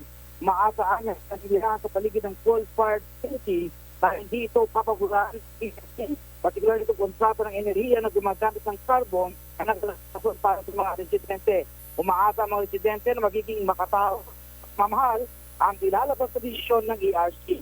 Diyan niya Rantes na mayroong 530 megawatts sa kontrata na may total of 1,700 megawatts na kapasite. Nagmumula sa South Luzon Thermal Energy Corporation, 270 megawatt coal facility ay sa San Miguel Energy Corporation na mayroong 1,000 megawatts full plant at sa mayroon din sa Suwal. Kasama mo sa Quezon City, Radyoman 8, Mike Guyagoy, Tatak RMN, DZXL 558. DZXL Report. Ely Saludar, RMN, Sentro, Serbisyo. Okay, oras na po natin ay alas 10:14 na ho ng umaga. At samantala, tuloy-tuloy lang ho tayo sa ating mga balitaan at syempre yung ating mga radyoman sa labas ng himpilan ay patuloy na nangangalap po ng mga mainit na balita para po sa kaalaman natin mga listeners. At lagi ho kayong sumubaybay dito po sa ating palatuntunan. Dito ho, bawal ang fake news. Kaya dito ho, kayo po ay nakasisiguro. Lahat ng balita ay laging bago. Ely Saludar, RMN, Sentro, Serbisyo.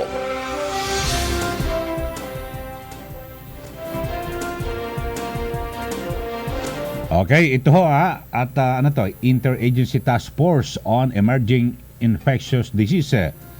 So naghihintay na lang po ng Security Health Protocol na Macau sa harap na rin ng posibilidad na maalis na rin ang travel ban dito.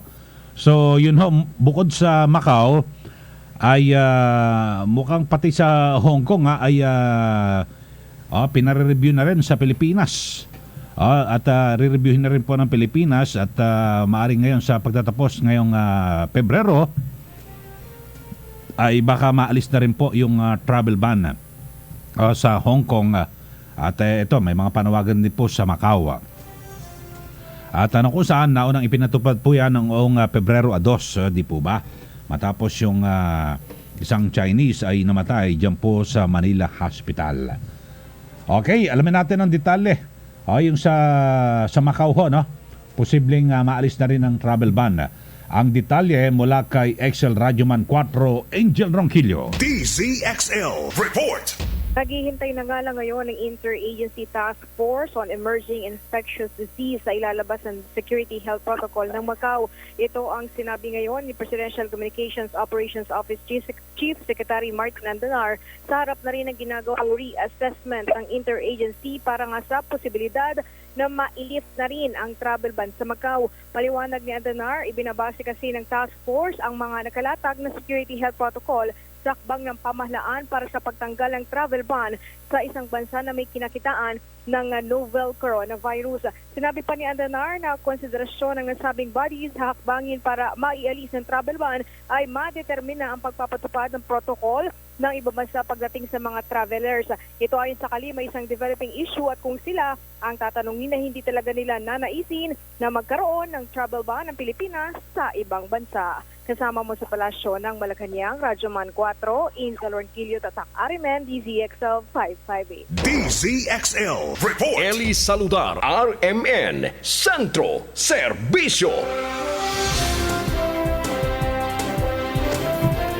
Okay, so yun ho mga kasama, yung posibilidad ay matanggal na rin, no? Maalis na po yung travel ban dyan po sa Macau. At maging sa Hong Kong ay ito, pinag-aaralan na rin mga kasama. At tulad nga po ng binabanggit ni Foreign Affairs Secretary Teodoro Locsin Jr. na sana mukhang suportado niya po, no? At na maalis na rin po yung travel ban dyan po sa Hong Kong. At ang sabi niya, panahon na raw po, no? Para po sa ating mga domestic workers na makabalik na po sa kanilang mga employers dyan po sa Hong Kong, na kung saan talagang gigil na ho na bumalik eh. At ang sinasabi nga po ni Secretary Locsin, magaganda po yung pasilidad dyan po sa Hong Kong para makontain ito pong virus.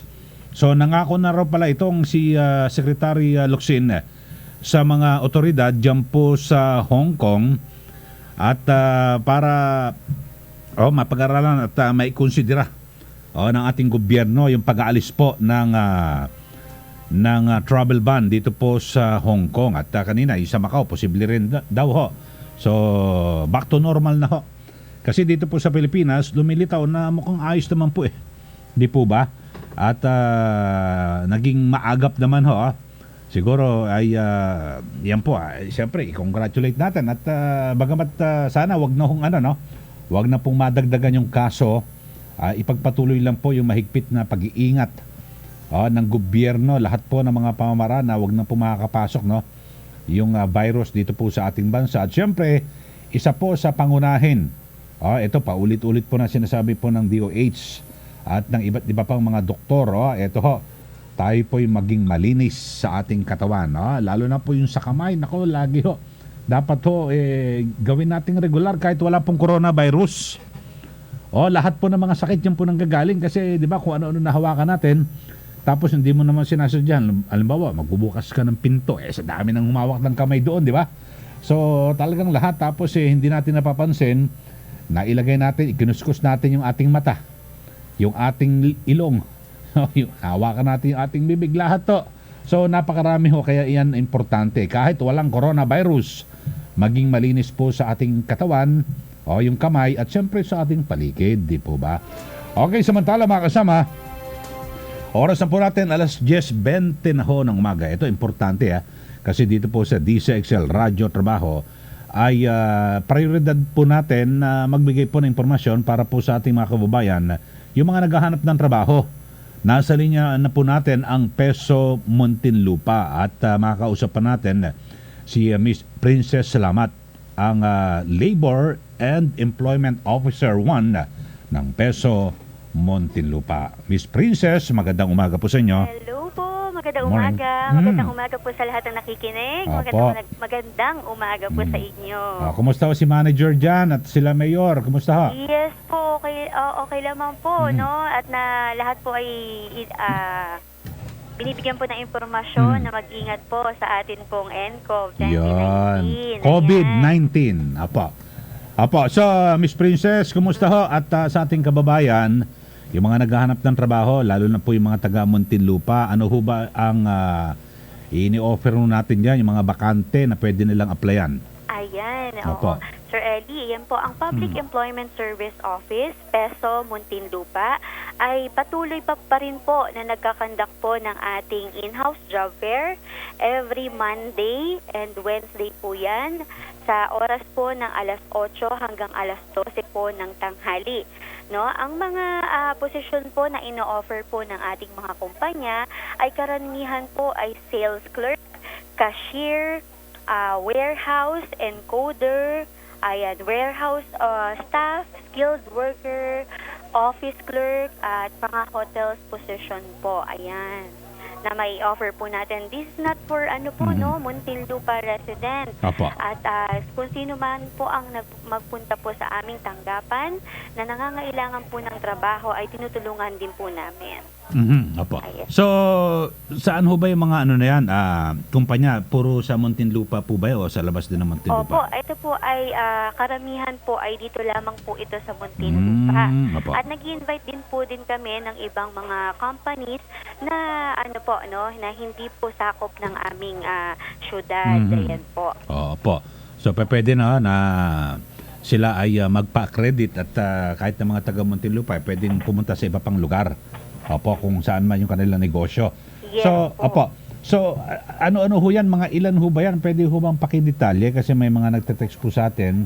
Okay so, po. Kung ano ho bang kumpanya, okay lang po na nabanggitin nyo, ang kumpanya. Ang mga kumpanya po na meron po ay SM Save More, SM Appliances, Estelar 167 Manpower Recruitment and Services, Jolly Management, Bench Company, Holistic, GDE Integrated HR Solutions and Services. Ayan po ay iba't ibang mga posisyon po ang kailangan nila.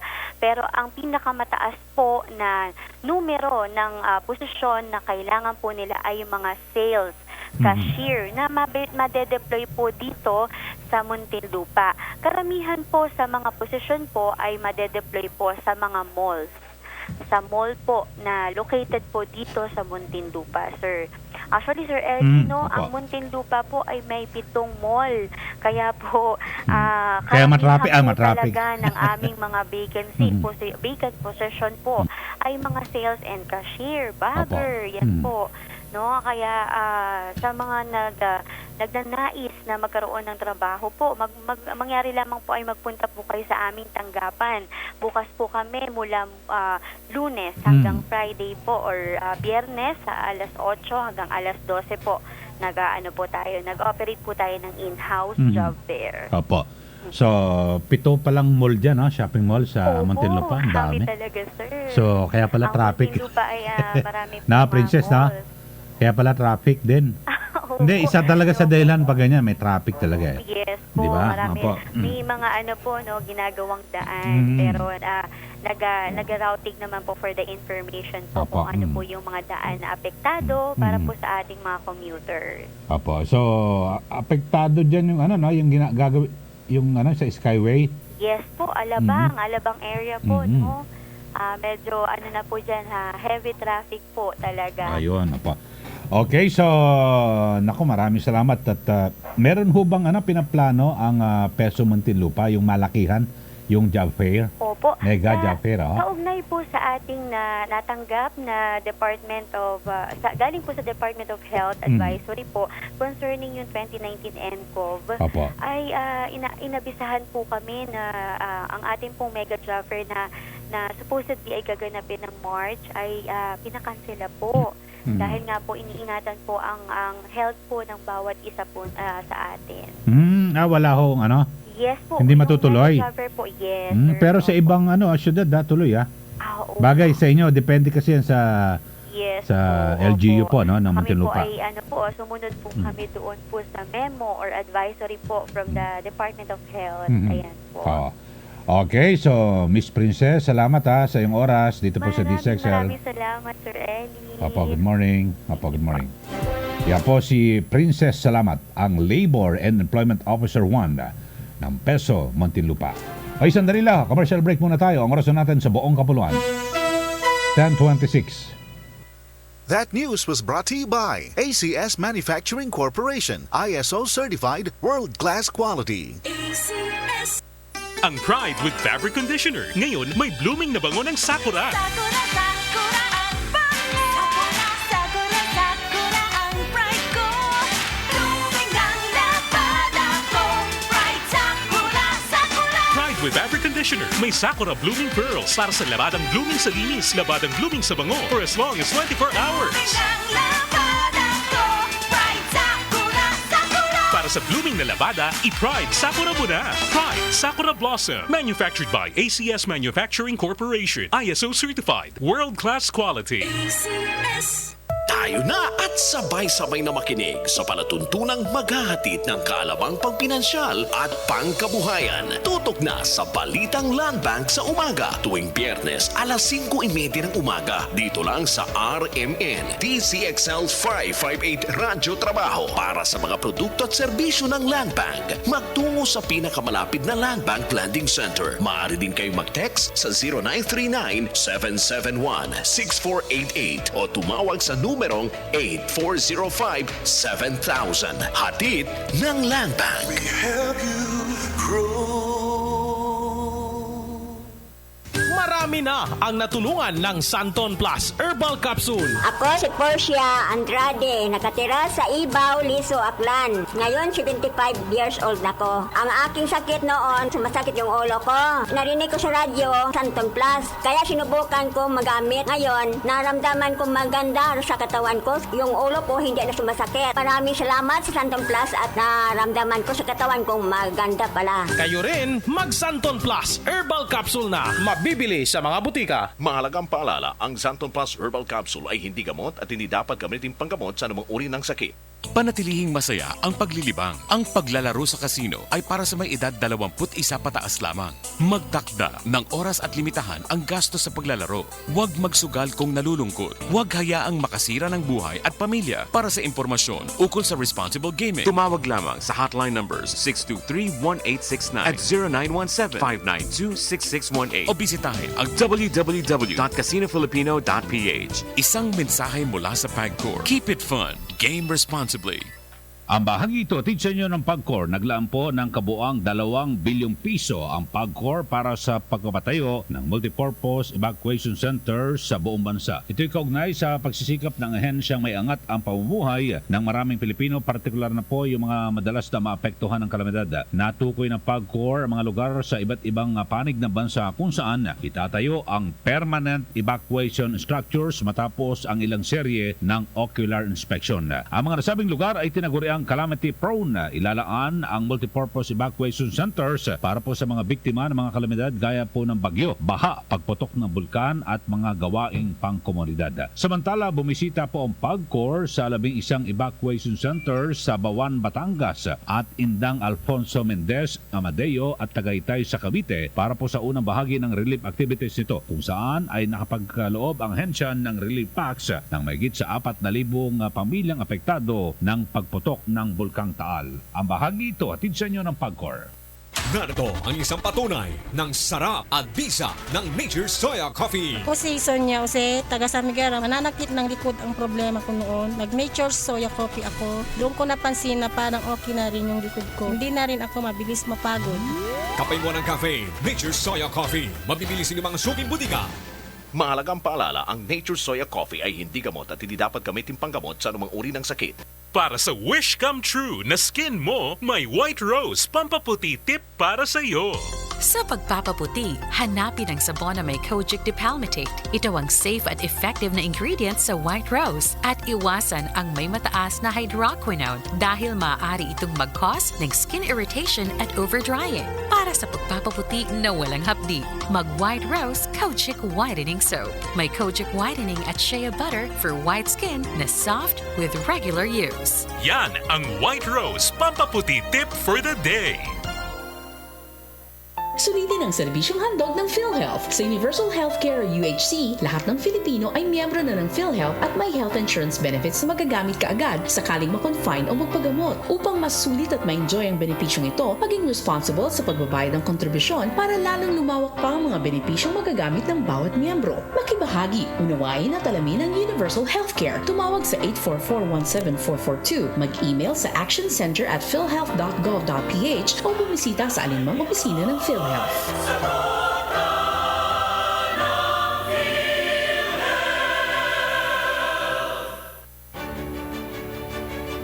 Subalit ang lahat ng tumanggap at sumampalataya sa Kanya ay binigyan niya ng karapatang maging mga anak ng Diyos.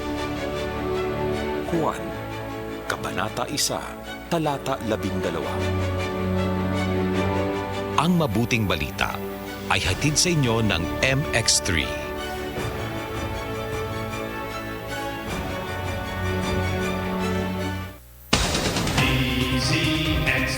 Radyo Trabaho. Ang inyong gabay sa hanap buhay. Ely Saludar, RMN, Sentro, Serbisyo. Okay, balik ho tayo mga kasama. Ang oras na po natin, 10:32 na ho ng umaga. At tuloy-tuloy lang ho tayo sa ating mga balitan at pagtalakay pa rin sa mga mainit na issue.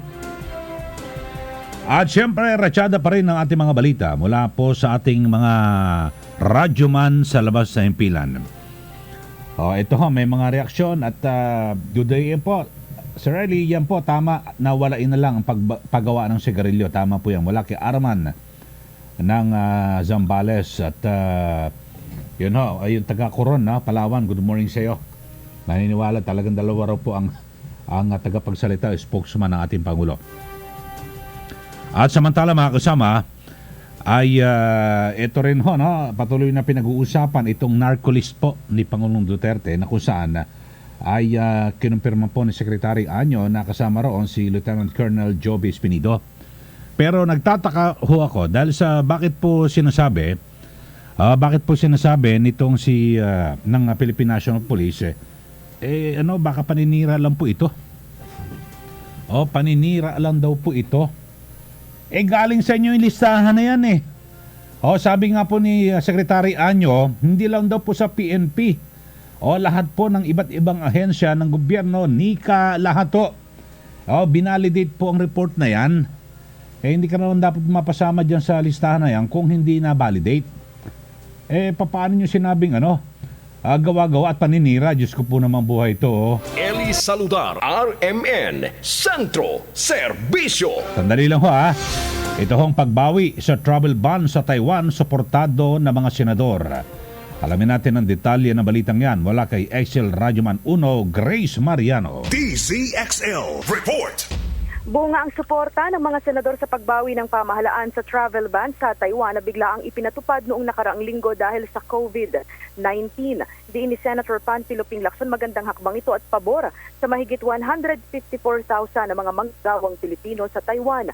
Giit ni Lacson, hindi maiwasang isipin na ang travel ban sa Taiwan ay pagsunod lang sa One China policy dahil kakaunti lang naman ang kumpirmadong kaso ng COVID-19 sa nasabing bansa.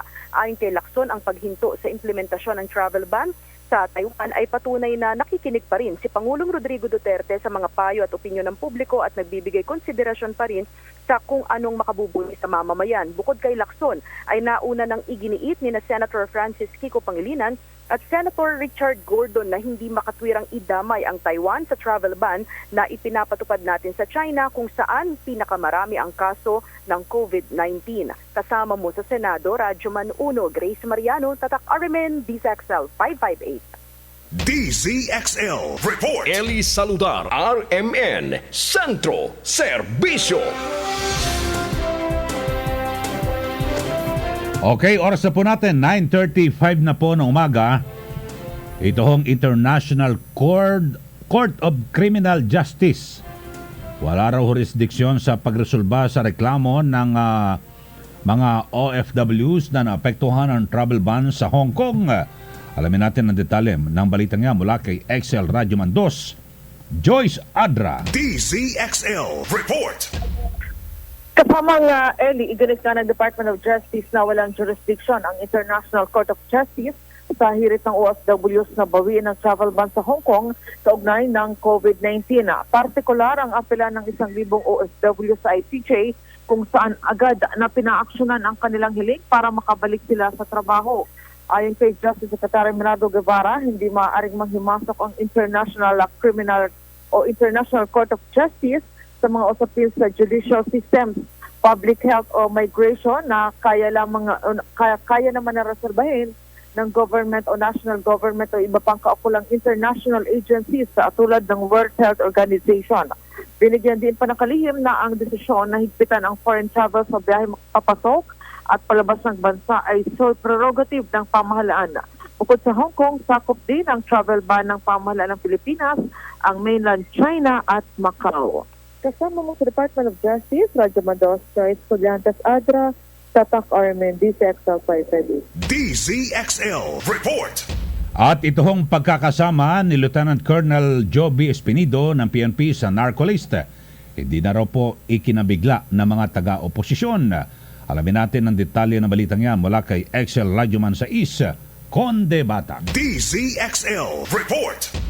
Hindi na nga ikinagulat ni Bayan Muna Representative Ferdinand Gaite ang pagkakasama ni Police Lieutenant Colonel Joby Espinido sa narco list. Ayon kay Gaite, maituturing na public knowledge na ilang mga police officers ang sangkot sa mga illegal na gawain tulad ng droga gaya na lamang sa mga ninja cops na sangkot sa pagre-recycle ng drugs na nasa ilalim ng pamumuno noon ni dating PNP Chief Oscar Alpayalte. Gitang kongresista, dapat na sampahan ang kaukulang kaso si Espinido at ang iba pang pulis na dawit sa illegal na droga at hindi lamang hayaan na magretiro tulad ng inirerekomenda ngayon ni PNP Chief Archie Gamboa. Duda pa ang mambabatas sa pagkakapatay noon ni Espinido kay Ozami City Mayor Reynaldo Paruminog sa isang anti-drug operation ay posibleng dahil sa kompetensya din sa droga. Lumalabas na sa 357 na pulis na nasa drugs list ni Pangulong Duterte, 15 dito ang pinayagang magretiro bago pa man maimbestigahan at masampahan ng kaso. Kasama mo sa Kamara, Radyo Mansay, Conde Batak, Tatak RMN, DZXL 558. Ely Saludar, RMN, Sentro, Serbisyo. Okay, ang Philippine National Police nakatanggap daw po. Ano natanggap? Donasyon. Anong donasyon?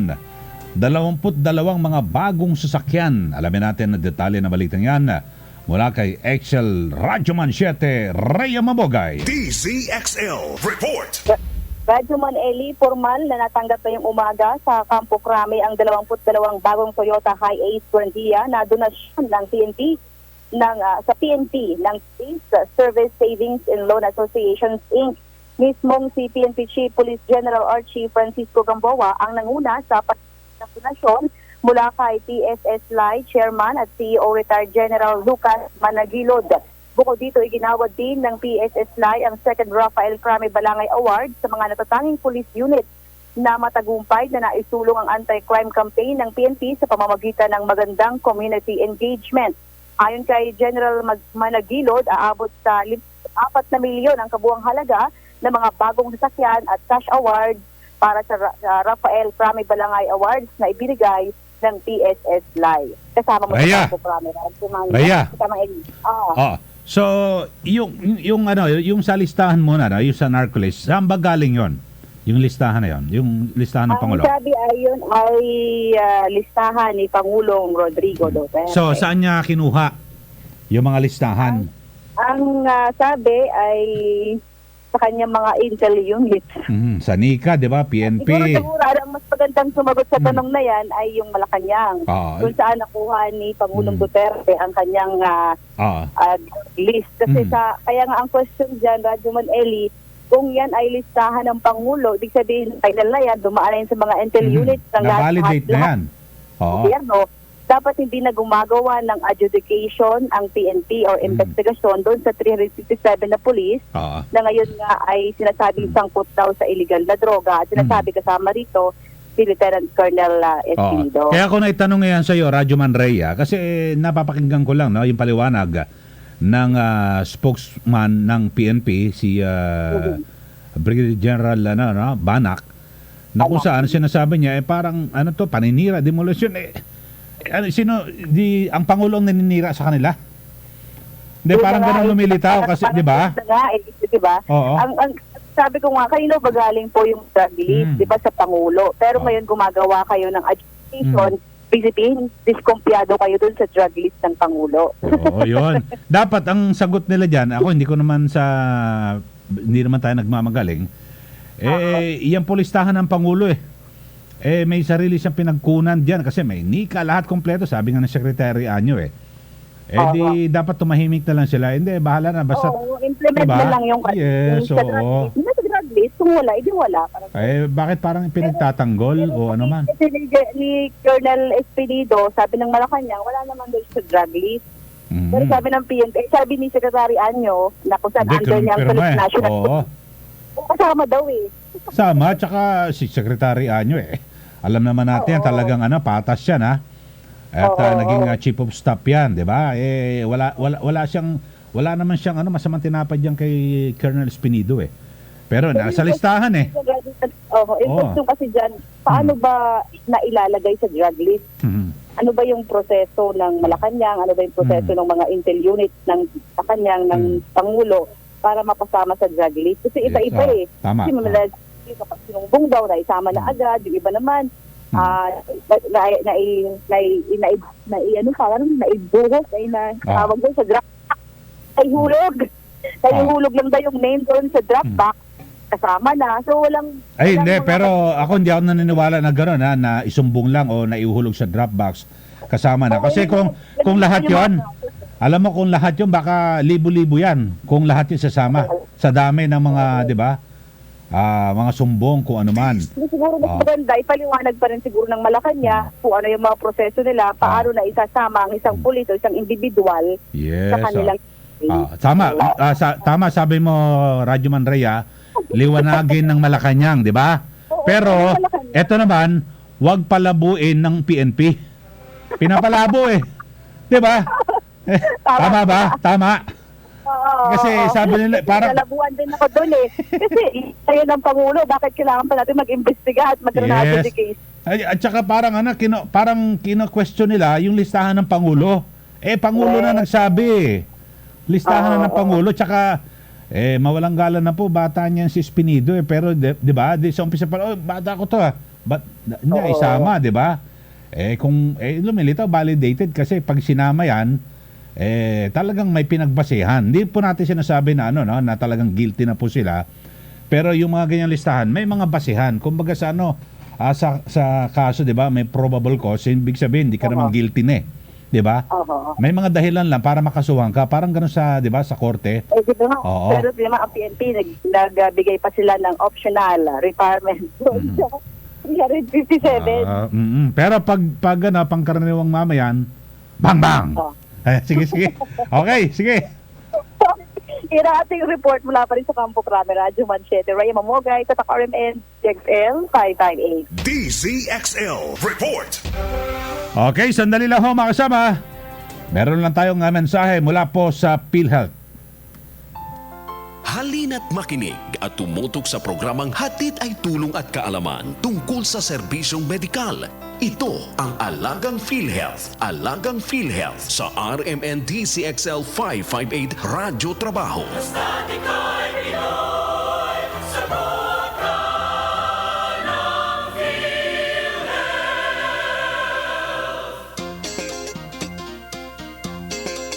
Noong February 2019 po, ang Republic Act 11223 o ang Universal Healthcare Act ay nilagdaan ni Pangulong Duterte at sinimulan po itong lagdaan ng Implementing Rules and Regulations o yung IRR noong October 10, 2019 na nailathala noong November 6, 2019 na maging epektibo noong ika-22 ng Nobyembre ng taong 2019. At muli po sa umagang ito, kasama po natin si Dr. Shirley B. Domingo, ang Vice President for Corporate Affairs. Magandang umaga po, Dr. Shirley. Hello, magandang umaga sa iyo at magandang umaga sa lahat na nakikinig. Ayan, ako, Dr. Shirley, kapanapanabik po ang ating topic ngayon tungkol po ito sa Universal Healthcare. Ano nga ba itong Universal Healthcare o UHC, Dr. Shirley?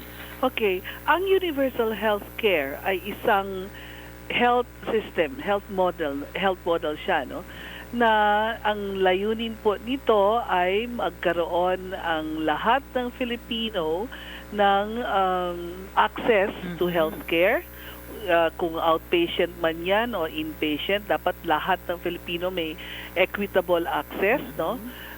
At saka dapat quality medical services ang binibigay, and that kung kailangan mo magpatingin or ma-hospital ay hindi kayo mamumulube. Financial protection po yun. So those are yan yung lahat ng objectives in putting in universal healthcare. Ngayon, yung law na na-mention ninyo, it gives us legal cover to implement all of these components na kailangan natin ilagay para ma-achieve ang universal healthcare. Wow, ang ganda pala, no, Doktora, ng Universal Healthcare. Maraming components yan eh. Para ma-achieve natin yung layuning ito.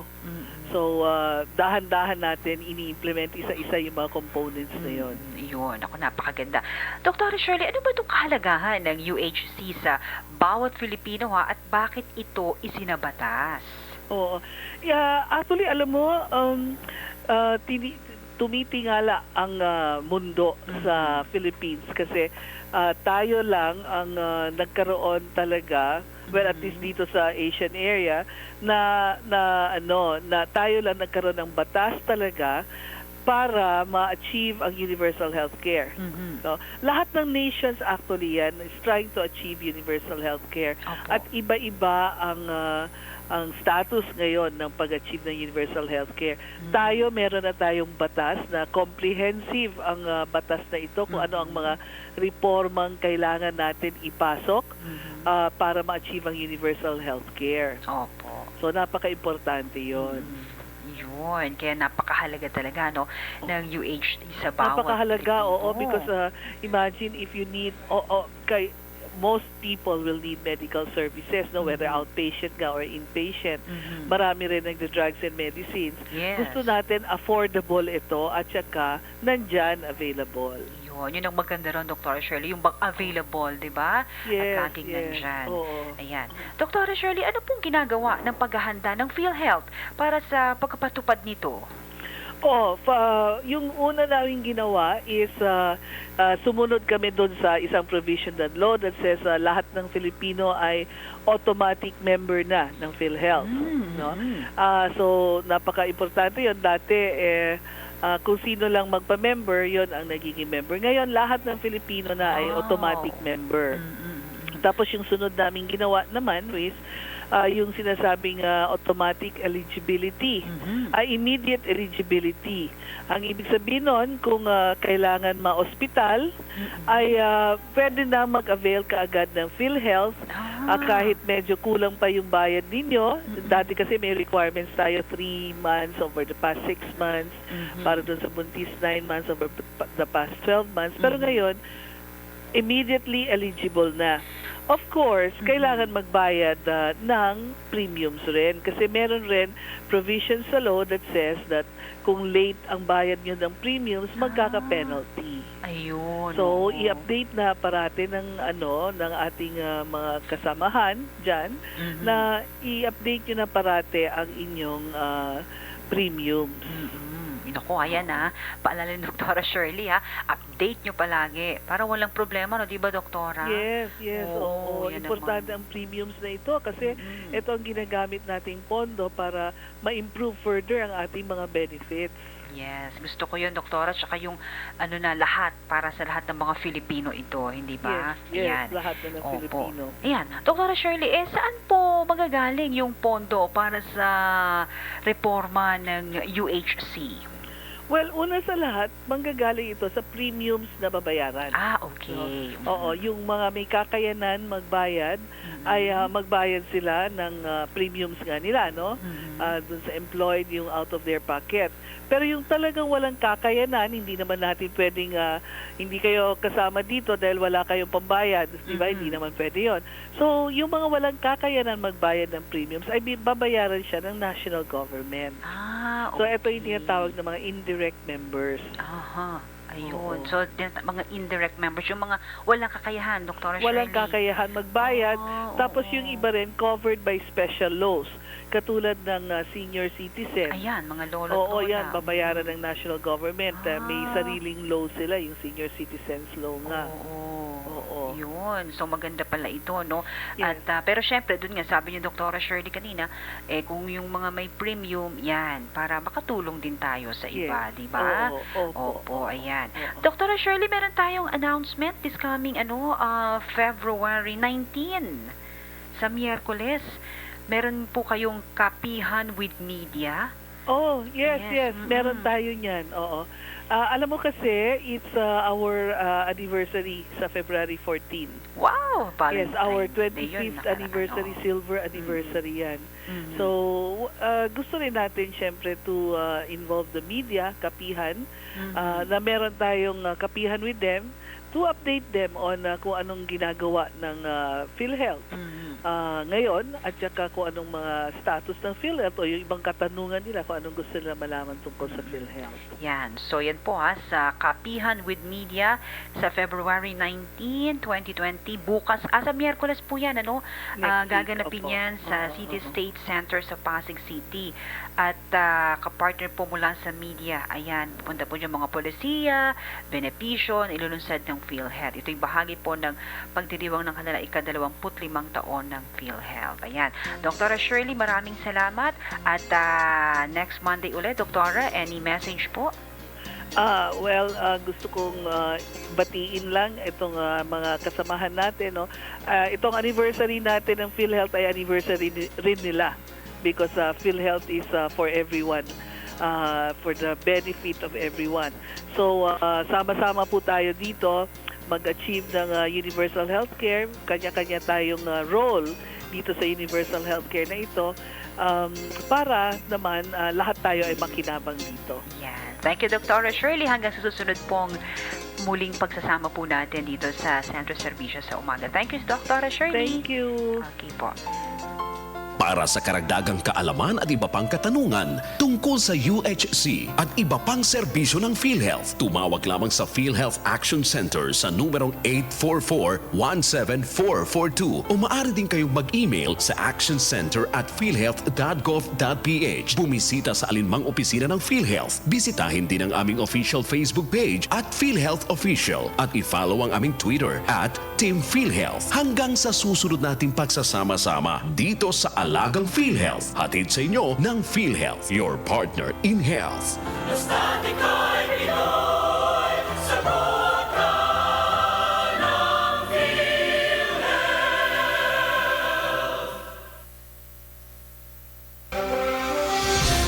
Okay, oras na po natin, 10:54 na po ng umaga. Alamin natin may press con nangyayari dyan po sa Malacanang. Naroon po si XL Radyoman 4, Angel Ronquillo. DZXL Report. Radyoman na Ely, nagpapatuloy yung laging handa press briefing dito sa Malacanang kung saan ang mga guest speaker ay si Asek Menyes ng DFA, Yusik Yusek Art Boncato ng DOT. Ang nagsasalita ngayon si Secretary Leonor Briones ng DepEd at si Dr. Alex Oba ng Bureau of Quarantine.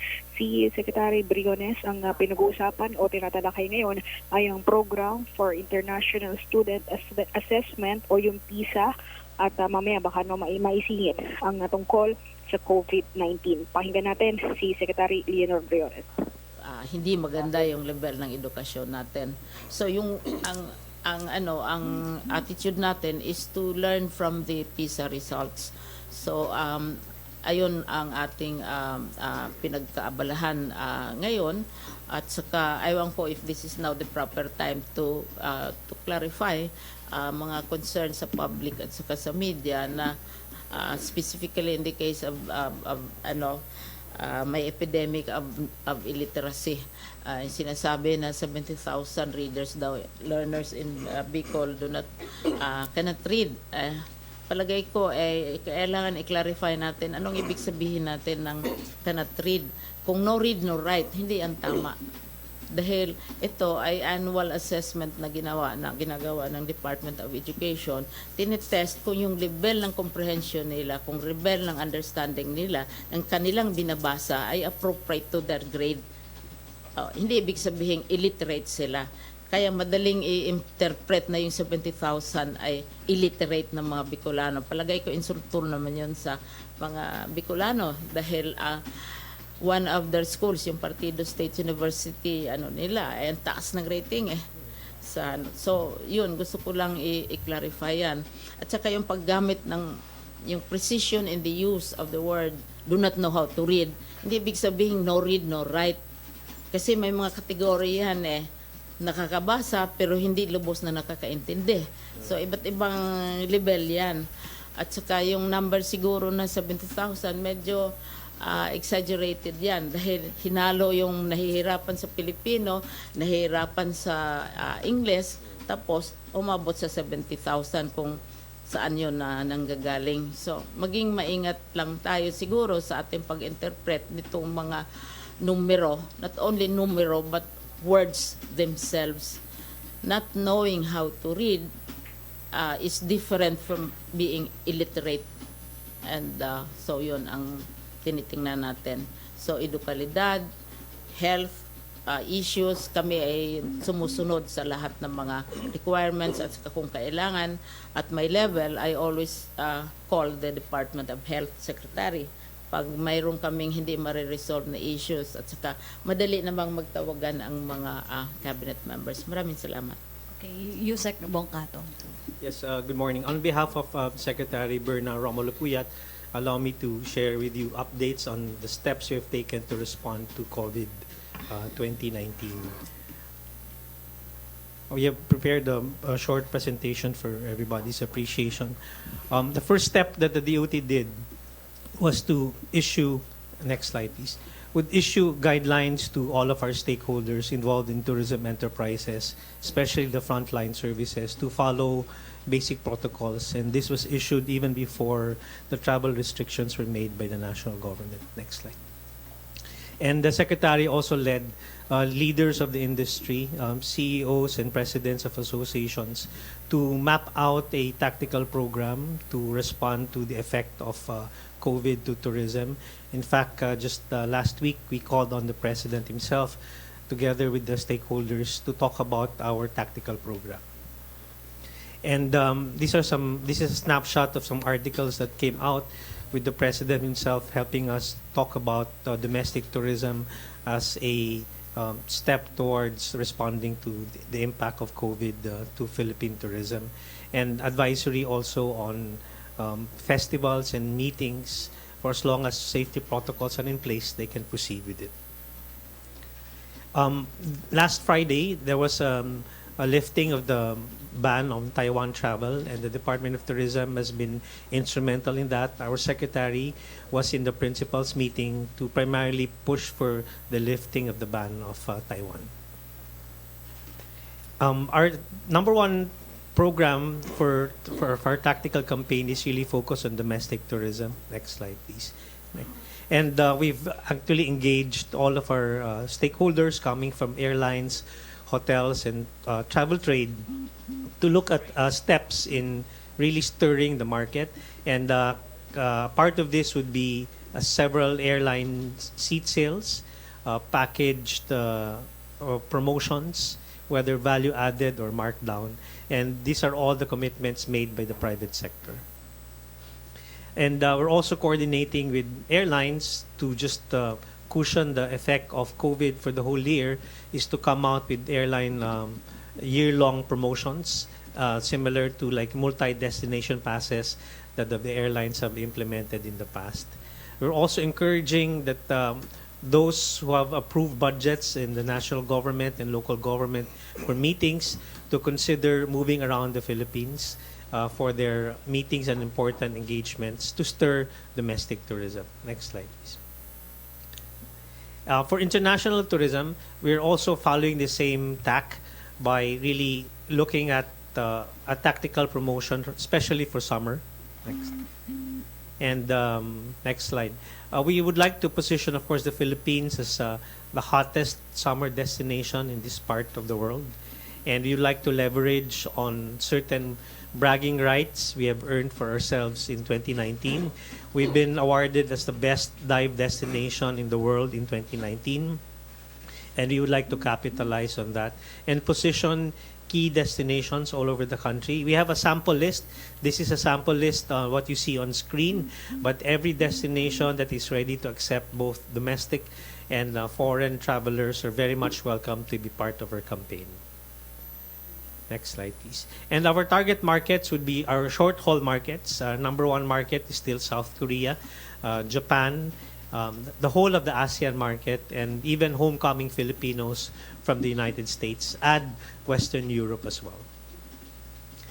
And this March, we are going to roll out a very important project that we've been working on the past couple of months, and it is the first ever Philippine Shopping Festival that's going to happen nationwide. Next. And this Philippine Shopping Festival will involve all of the major organizations in the retail industry. The next slide would show you the list of all the malls, starting from the Araneta Group all the way to Vista Mall. And all of the networks of these malls will be part of our nationwide campaign. And we have all the support of major organizations behind the retail industry and the tourism industry, from the Philippine Franchise Association to the Philippine Tour Operators Association and the like. And these are some samples of our positioning. You would like our guests to look at the Philippines as a destination for most unique finds in terms of items to purchase and to experience, and highlight on homegrown brands and local products, like really developing handicrafts all over the country. And our target market is still the short-haul market, primarily Korea, Japan, and of course our homecoming Filipinos from the US.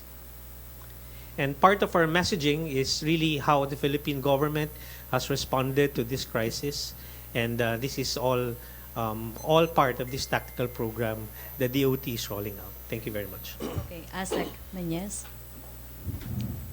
Thank you. Magandang umaga sa inyo lahat. We were given about 5 minutes to present, and with me today is Senior Special Assistant Ambassador Olive Palala, also from OMWA. First slide, please.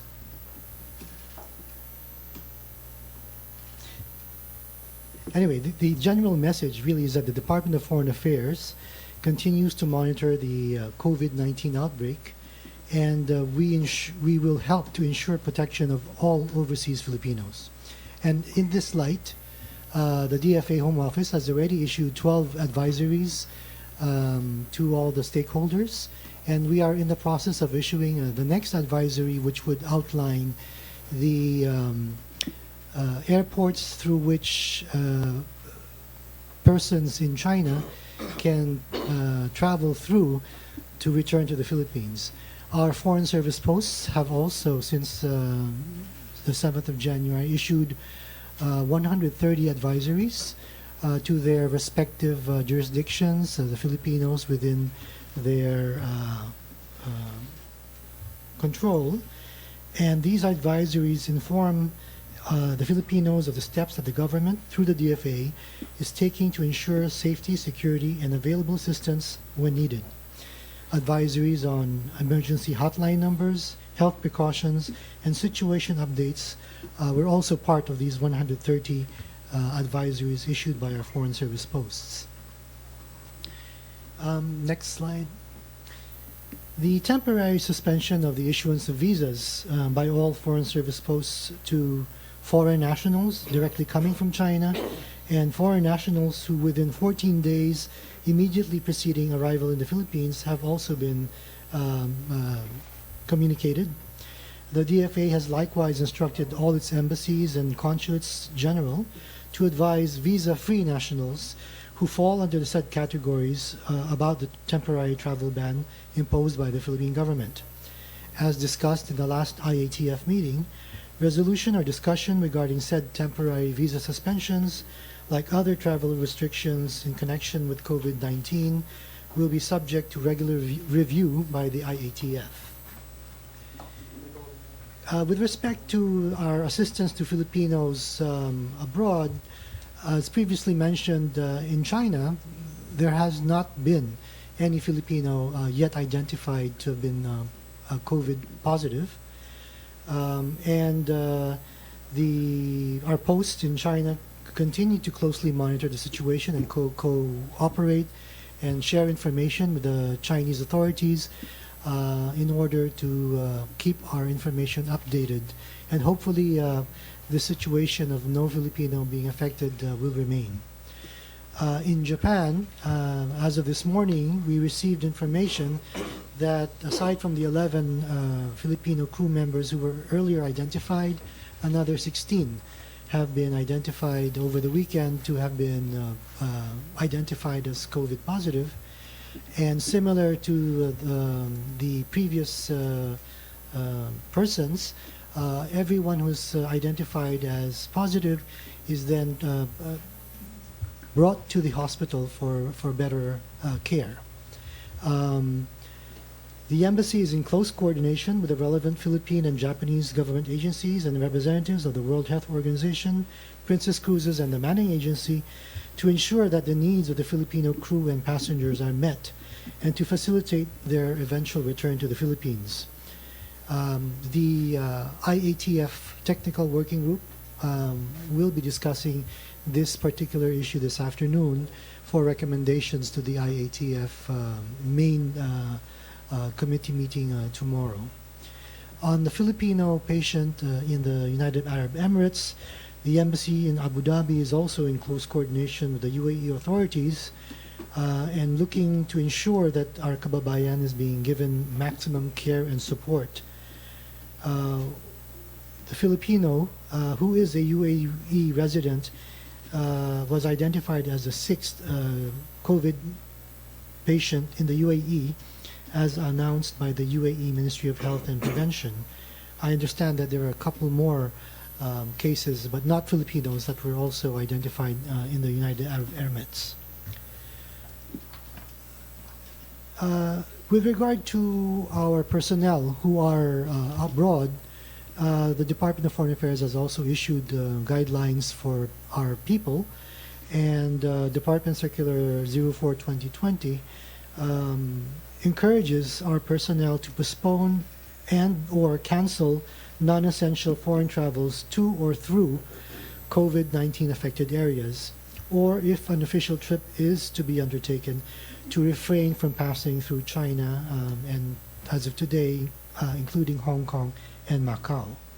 The department has also issued a separate circular to all its personnel implementing a temporary suspension of department-organized internal trainings that will require participants to undertake international travel. Aside from that, of course, we are also following the DOH protocols with regard to the health measures to follow to avoid being infected. On the 11th of February, the Department of Foreign Affairs also conducted a diplomatic briefing for the embassies in the Philippines as well as international organizations. We invited several resource persons to brief the diplomatic corps about what the government is doing, and also to answer questions from the foreign embassies and international organizations with regard to their own particular concerns about the measures that we are taking. And finally, within the context of ASEAN, the Philippines and the Department of Foreign Affairs in particular, as the National Secretariat of the Philippines to ASEAN, is working together with the national secretariats of the other 9 member states in outlining the courses of action for the region to effectively respond to the COVID-19 outbreak. As an outcome document, the DFA is working with the Department of Health and other ASEAN focal points to provide Philippine inputs on the chairman's statement on ASEAN's collective response to the outbreak of COVID-19. So, thank you. Okay, Dr. Oba? Magandang umaga po sa lahat. In behalf of Director Salcedo, the Director for Bureau of Quarantine, I'm Dr. Alexander Oba, the Division Chief for the Quarantine Service. Beginning by the time that novel coronavirus was announced in December, we are already closely coordinating with the Bureau of Immigration to document the following all the travelers coming from China, and also we alert all stations to immediately conduct passive surveillance among travelers coming from China. And then before the Wuhan ban, we immediately call on the manning agency, particularly holding our seafarers, to have guidelines pertaining to prevention and control of novel coronavirus on areas being affected. And then likewise, respectively, on that date, we immediately convene the terminal operators, local airlines, and also Association of Foreign Airlines regarding the prepositioning of health declaration checklist. So on the January 31, we issue a memorandum pertaining to the distribution also of and the use of this health declaration checklist to document individuals coming from China. And then by February 2, immediately after the directive of the President, in coordination with the Bureau of Immigration, we comply with the travel ban for those travelers coming from China and the administrative region. And then effective Saturday, we issue the memorandum to all stations on the lifting of the delegated quarantine for airline crew who are undergoing delegated quarantine as affected by the travel ban in Taipei. And pertaining to cruise ships and vessels, we issue Memorandum 0034, particularly aligning with the directive of the President for the cruise ship for all those coming in from China, but with the relaxed Memorandum Circular for cargo vessels. The only changes that happen is that all vessels coming from China will be cleared at the anchorage area prior to berthing to their respective ports. So we're working hand in hand with the terminal operators, ship agents, local airlines, together with the other authorities at points of entry. The Bureau of Quarantine is continuously implementing as much as possible the maximum prevention and control and spread of infection for NCOV at points of entry. Thank you. Okay, ang PC questions. Sa COVID-19 muna tayo and then later kung may issue kayo sa Department of Education. Jinky. Good morning po. Sa Bureau of Quarantine, sir. Sir, just to set the record straight po, no, na-lift na po yung travel ban natin sa Taiwan. Do we need to have this 14-day quarantine doon sa mga visitors na nag-travel sa Taiwan? Effective, ma'am, February 14, we issue an electronic memorandum to all our stations to release those crew who are undergoing delegated quarantine, meaning they are in the respective institution manned by their own respective medical custodian. And today, Monday, they will receive the black and white memorandum pertaining to that. So all were released as the advisory to leave also Taiwan from the travel ban. One thing pa, sir. Do you think it is high time now na magkaroon tayo ng sarili nating CDC, sir? That what we call Center for Disease Control and Preventions as somehow proposed by certain quarters? I think if there are notions like that, maybe they can lift the issue to the interagency task force who can better give them advisory on the creation of CDC. But as far as the Bureau of Quarantine is concerned, we also raise our issues to the interagency task force. Okay, thank you, sir. Maricel? Good morning po. Asek Menyes, may we know what's the plan of the government to all those Filipinos on board MV Diamond Princess? Are we going to evacuate all of them? Yes, thank you. Certainly, we will assist all the Filipinos who are currently in Yokohama. The details for that, as I said, will be initially tackled this afternoon by the Technical Working Group on IATF, and recommendations will be given to the full IATF meeting tomorrow. Of course, nothing will move without the clearances of the Japanese government, and I understand that some countries have already repatriated. But as you know, most of the people that we have are crew members. So we will await the recommendations of the technical working group that have more specific details with regard to the conditions and maybe labor requirements or immigration requirements before they can be sent home. The 14-day period, I understand, ends on February 19. So for now, wala pa po tayong decision. Ano po yung target date natin to release the decision as to their evacuation? With the discussions this afternoon, hopefully by tomorrow, the IATF will be able to give some guidance as to full details. But obviously, February 19 is the 14-day quarantine period, so nothing before that. And after that, I guess, would depend on particular details, like for the 26 who are currently in the hospital, whether they can leave right immediately is one question. And everyone else, I guess, will also have to be cleared before they are returned to the Philippines. Thank you, sir. Okay, Ace, Mela, and then Alvin. USEC Art, the President talked about going around the Philippines to address the impact of the COVID-19 on domestic tourism. Any idea where areas he will visit? What are the areas he will visit?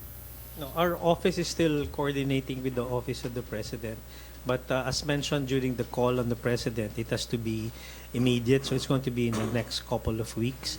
But we're of course lining up destinations, destinations like Boracay, Cebu, for instance. It's also mentioned during our meeting, even Bohol, as part of the initial list of destinations the President would most probably visit within the next couple of weeks. Okay, Boracay, Cebu, Bohol. During our meeting, there was a mention of Boracay, Cebu, Bohol as an initial list.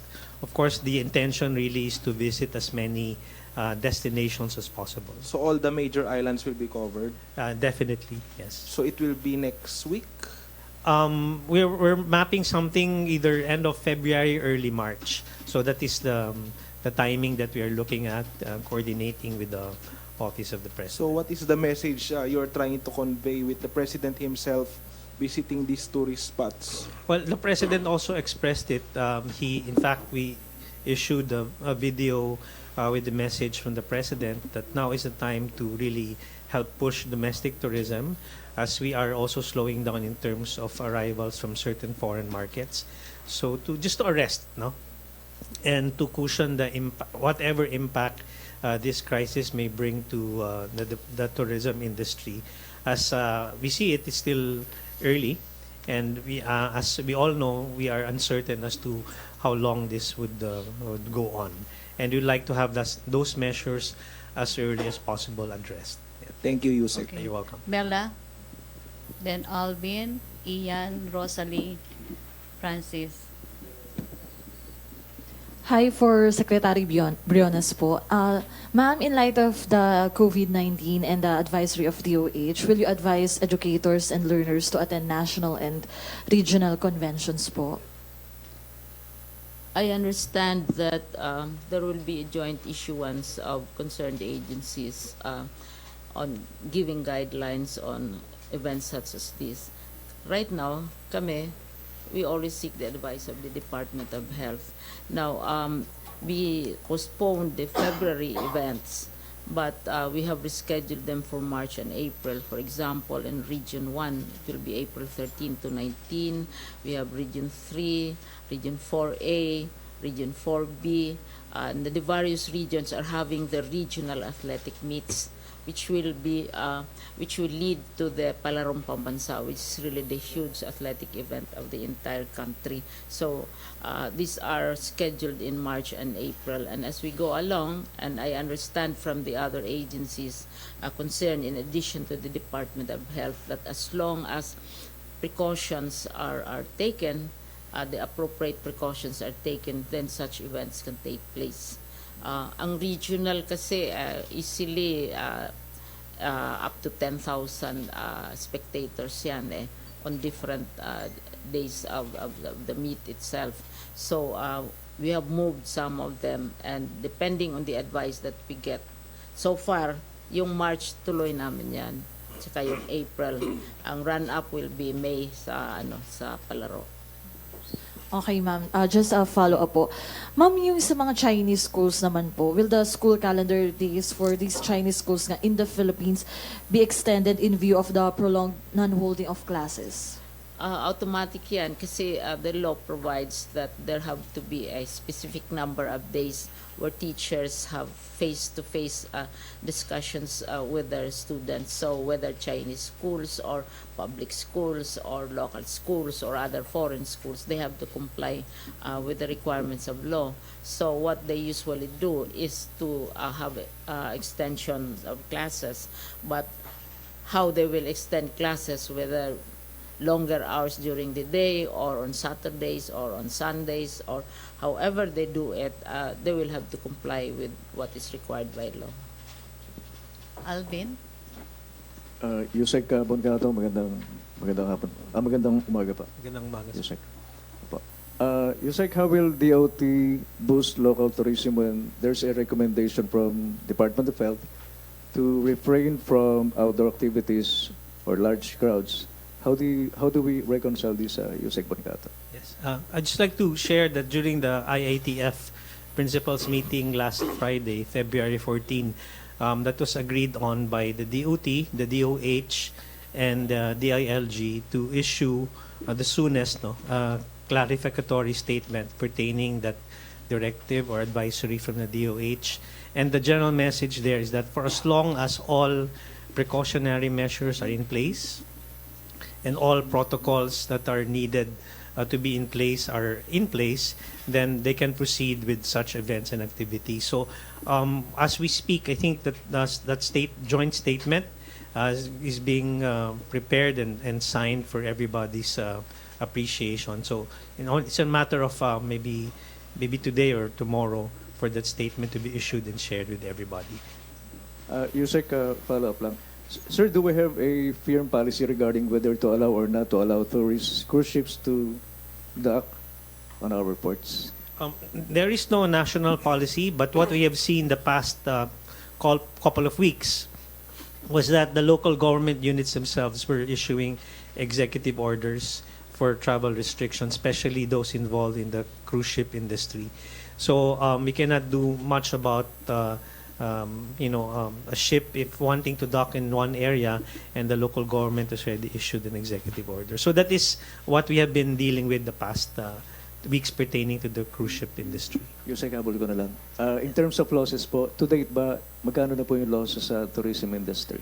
The losses for us is too early to talk about it, but the secretary has mentioned, in fact, during her press conference last week, if you put together an estimated foregone revenue, if the whole of February will be will be no markets coming from China, Hong Kong, and Macau, we've estimated around 14.8 billion pesos in terms of tourist receipts. We just got that projection from our performance in February 2017, 2018, and 2019.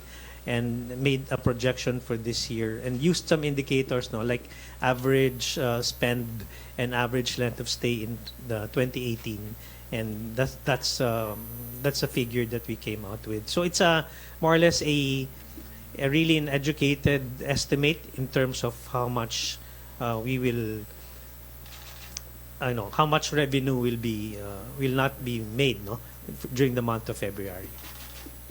Okay, Ian, Rosalie, Francis, Sam, and then Ina or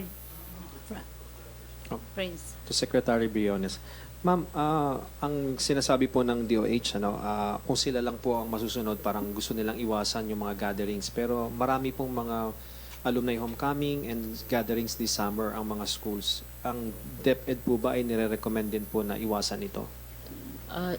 Sinabi ko na kanina, bago ako magsagot ng tanong mo, I'd just like to announce that at 12 noon, DepEd will have a press conference on specific matters related to education. This will be at the division office in Manila, sa Aroseros. So makaklarify natin in greater detail and yung mga concerns ng media and the public. Yusek Alain and Yusek Dads will be around to share detailed information. Now, ngayon, the proposed and the expected, the pre-announced issuance of the joint memorandum of the various agencies will affect positively, I hope, the holding of various events in our units. Kasi ang sa palagay ko, ang laki-laki ng contribution sa local tourism ng activities ng DepEd, because we have a forthcoming festival of talents, we have the press national press conference, we have regional athletic meets, because it's not only the athletes, kasi ito mga learners, mga bata, kasama usually ang parents, mga lola and so on, and they have already made reservations. So February lang napakalaki ng cancellations na nagawa namin, and if we reach up to halimbawa to the Palarong Pambansa, easily 30,000 katao. We'll just have to emphasize again and again to our various units that they should comply with the protocols and the guidelines and take the necessary precautions. But probably that will have to be worked out in greater detail with the Department of Health. Yes. Yung mga precautions which have to be taken, because really DepEd events attract big audiences and crowds. Secretary, may naririnig din po kami na may mga ibang schools na parang nagpaplano sila na wala ng graduation ceremony.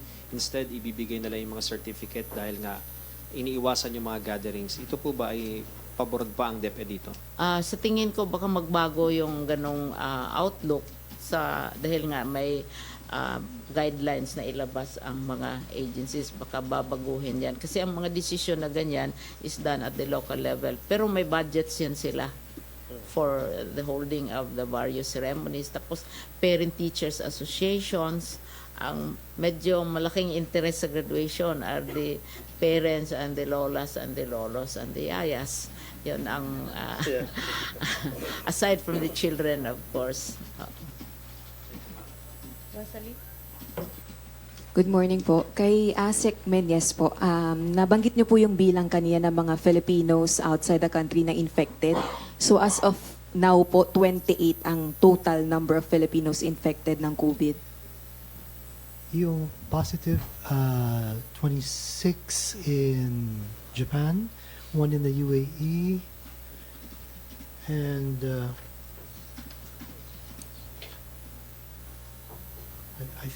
I think 27. Sa Hong Kong, mga kwan lang naman yun eh. Hindi naman positive.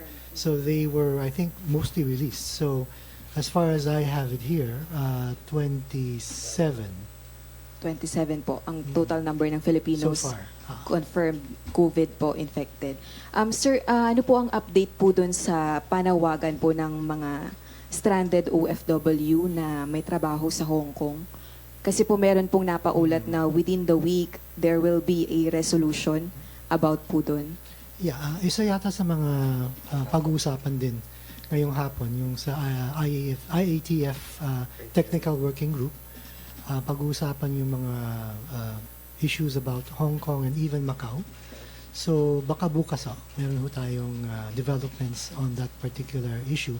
Pero we are very much aware of all the affected Filipinos, both in those special administrative regions and of course yung mga Filipino din ho natin, mga kababayan natin dito sa Pilipinas na gustong bumalik din ho sa Hong Kong and Macau. May we know po kung ano po yung hinihintay ng IATF para po mag-arrive sa conclusion or dun po sa decision regarding po dun sa travel ban sa Macau and Hong Kong? Wala akong specific information, pero I would imagine it would be the ability of those areas to effectively monitor and control further infections, and maybe the numbers of people involved, as opposed to the other considerations regarding the number of Filipinos that need to travel between the two countries. So marami ho siguro mga kailangan pag-aralan kung saan ho ang mas magandang desisyon. And lastly po, meron pong mga Filipino sa Macau na nagpapasundo na humingi ng saklolo sa pamahalaan. Hihintay po nila yung chartered flight. So kailan po natin ina-expect na masundo yun pong mga nagpapasaklolong kababayan sa Macau? Yung Consulate General natin sa Macau, nagpalabas ho sila ng parang survey regarding those who will be interested to take advantage of a possible commercial flight that can be arranged. Pero kung malift naman ho yung ban on Macau, then ibig sabihin makakabiyahe na ho yung mga airlines regularly. So depende na rin ho kung may decision tayo kung about Macau, pero kung tatagal pa ho, then the initiative to arrange a commercial flight exclusively for the Filipinos stranded in Macau will be pursued. Francis and then Sam. Good morning po, Yusek Art. Follow up ko lang dun sa pagbubus ng local tourism in view of yung COVID-19. Tanong ko lang sir, kasi last Friday, yung press briefing, sabi ni Secretary Poyet Romulo na maipag-partner yata sa mga airlines, pati sa mga hotel. Ano pong update doon? Tsaka ano yung target date natin kung kailan mag-i-start yung mga pagbibigay ng mga parang discount fare rates? Well, yung nakakailang meeting na rin kami with airlines, hindi lang sa airlines, kasama na rin po yung mga hotels and resorts at saka mga tour operators and travel agents. Ang commitment po nilang lahat ay either gumawa po ng value-added packages, meaning hindi masyadong bababa ang rate pero dadagdagan ng content, ang laman ng pakete, or mag-markdown talaga. So yung airlines, tour operators at saka hotels ay merong hanggang end of February kasi ang launch po talaga ng ating national campaign will be on March 1.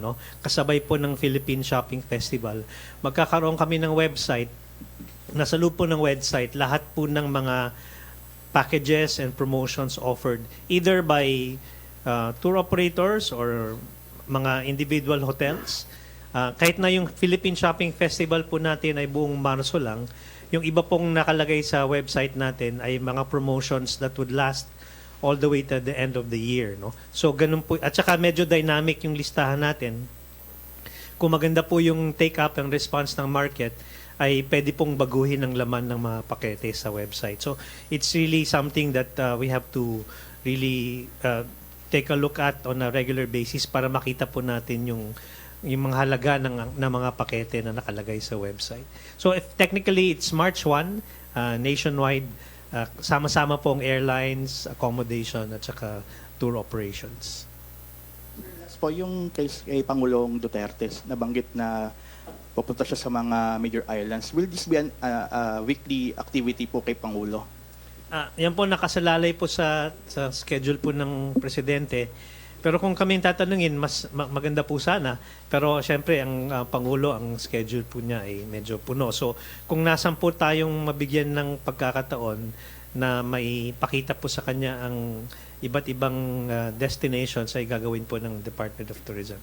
So handa po kami, no?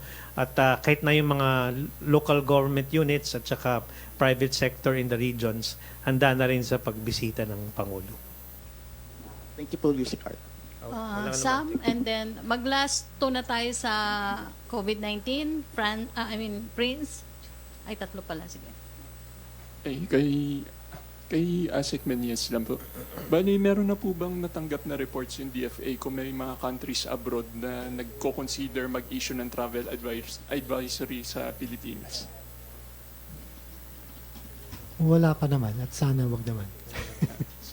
Tapos kay Sir Bong Cato po naman, yung so far may natanggap na po bang report yung Department of Tourism of any tourism-related establishment na nag-slow down or nag-close down na ng operation dahil sa effects ng COVID-19?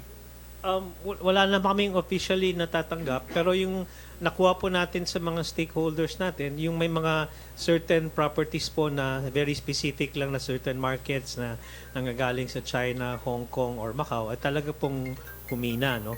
Kaya ang aming mungkahi ay habang humihina yung market na yan, ay tutukan natin yung domestic tourism para kahit papano po lahat ng mga, let's say for example, resorts, kahit na wala na yung markets coming from China, ay mapupuno naman ng domestic travelers, no? So ang punto natin dito is mapatuloy po yung pag-ikot ng tourism economy, no? Kahit na domestically, malaking tulong din po sa lahat ng stakeholders natin. Last question na lang po. Nabanggit niyo po kanina na may expected na 14.8 billion losses sa tourism industry because of COVID-19. Sufficient po kaya yung domestic tourism para makompensate yun? Or mas bababa yung pwede nating revenue na makuha sa domestic? Medyo, as I mentioned, medyo mahirap sagutin at sa puntong ito, no, dahil napakaaga pa. Pero ginagawa lang natin is you have to be very aggressive sa pagbigay ng posibleng solusyon sa impact nga, no? Because natigil. Ngayon lang, for the first time, natigil yung may mga flights coming from these destinations. Pero kung tutuusin natin, if you look at the value of domestic tourism in 2018, that's a total of 3.3 trillion pesos, no, as opposed to foreign, which is around 2.2 trillion pesos. So malaki po ang halaga ng domestic tourism. Konting spike lang po sa domestic tourism, gaya po nasabi ni Secretary Briones, kung matutuloy po yung lahat ng events ng DepEd, ay malaking tulong yon, no? Sa sigurado na isang parte ng ekonomiya ay hindi talaga maapektuhan. Kung mag-increase, ay matutulungan po yung mababawas sa international markets. Secretary Briones. Tama yung sinabi ni ASEC na talagang malaki ang contribution ng DepEd to domestic tourism. Oo. Kasi you have 17 regions. Lahat yan covered ng regional athletic meets pagkatapos palarong pambansa. And then you have the Festival of Talents. In Festival of Talents, malalaki yung delegations kasi mga choirs, dancers, mga performers, etc. Tapos plus the press conference, annual press conference also, which is held. So itong mga events na ito talagang generate so much ang daming mga spectator. These are spectator sports kasi eh. So, malaking-malaki ang contribution na nakikita ko. At hindi lang yan. Ang hotels, as I said, pagkain, supply ng equipment, napakalaking na-generate na economic activity pag magkaroon ng event ang DepEd dahil sa laki niya. Okay. Si Prince muna, then Jinky and Chris. Last na tayo sa COVID-19. Okay, may ace pa. Sir, Yusek Art. Yes. Good morning. Morning. Sir, about the president's trip to Boracay, Cebu, and Bohol. Ano po yung mga possible activities ng Pangulo doon?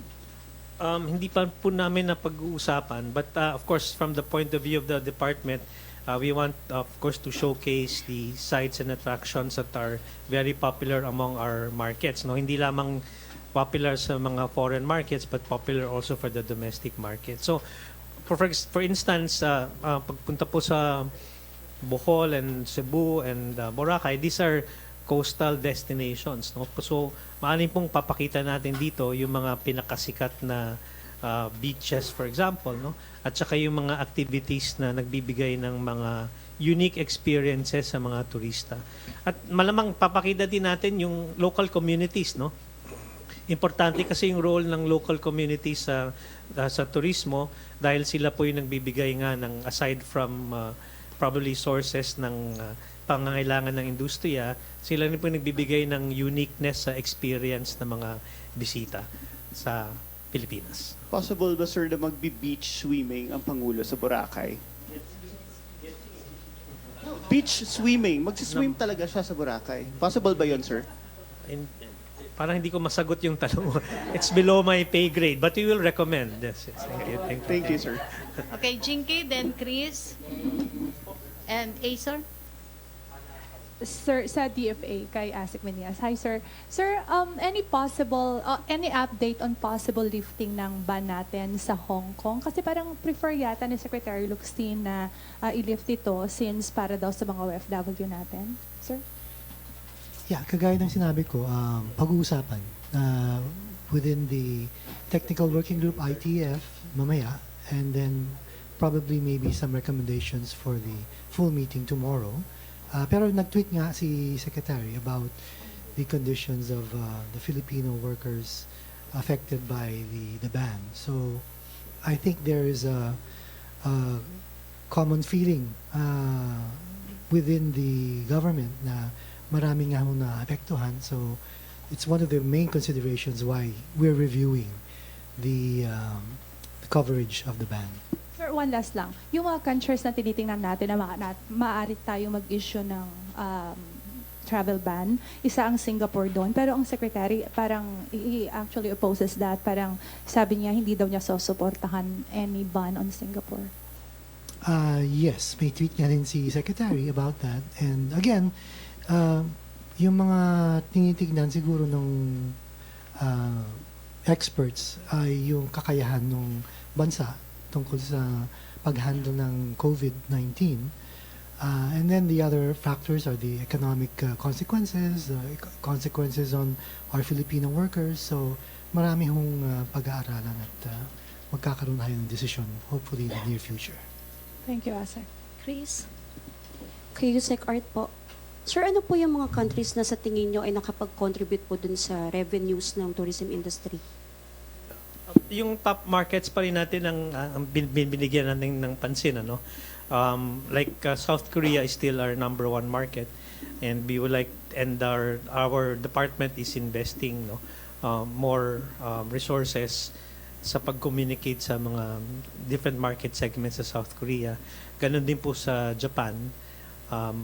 USA is also a performing market, primarily of course driven by homecoming Filipinos. At masaya po kami, lalo na si Secretary, nung Biyernes, February 14, na na-lift yung ban sa Taiwan.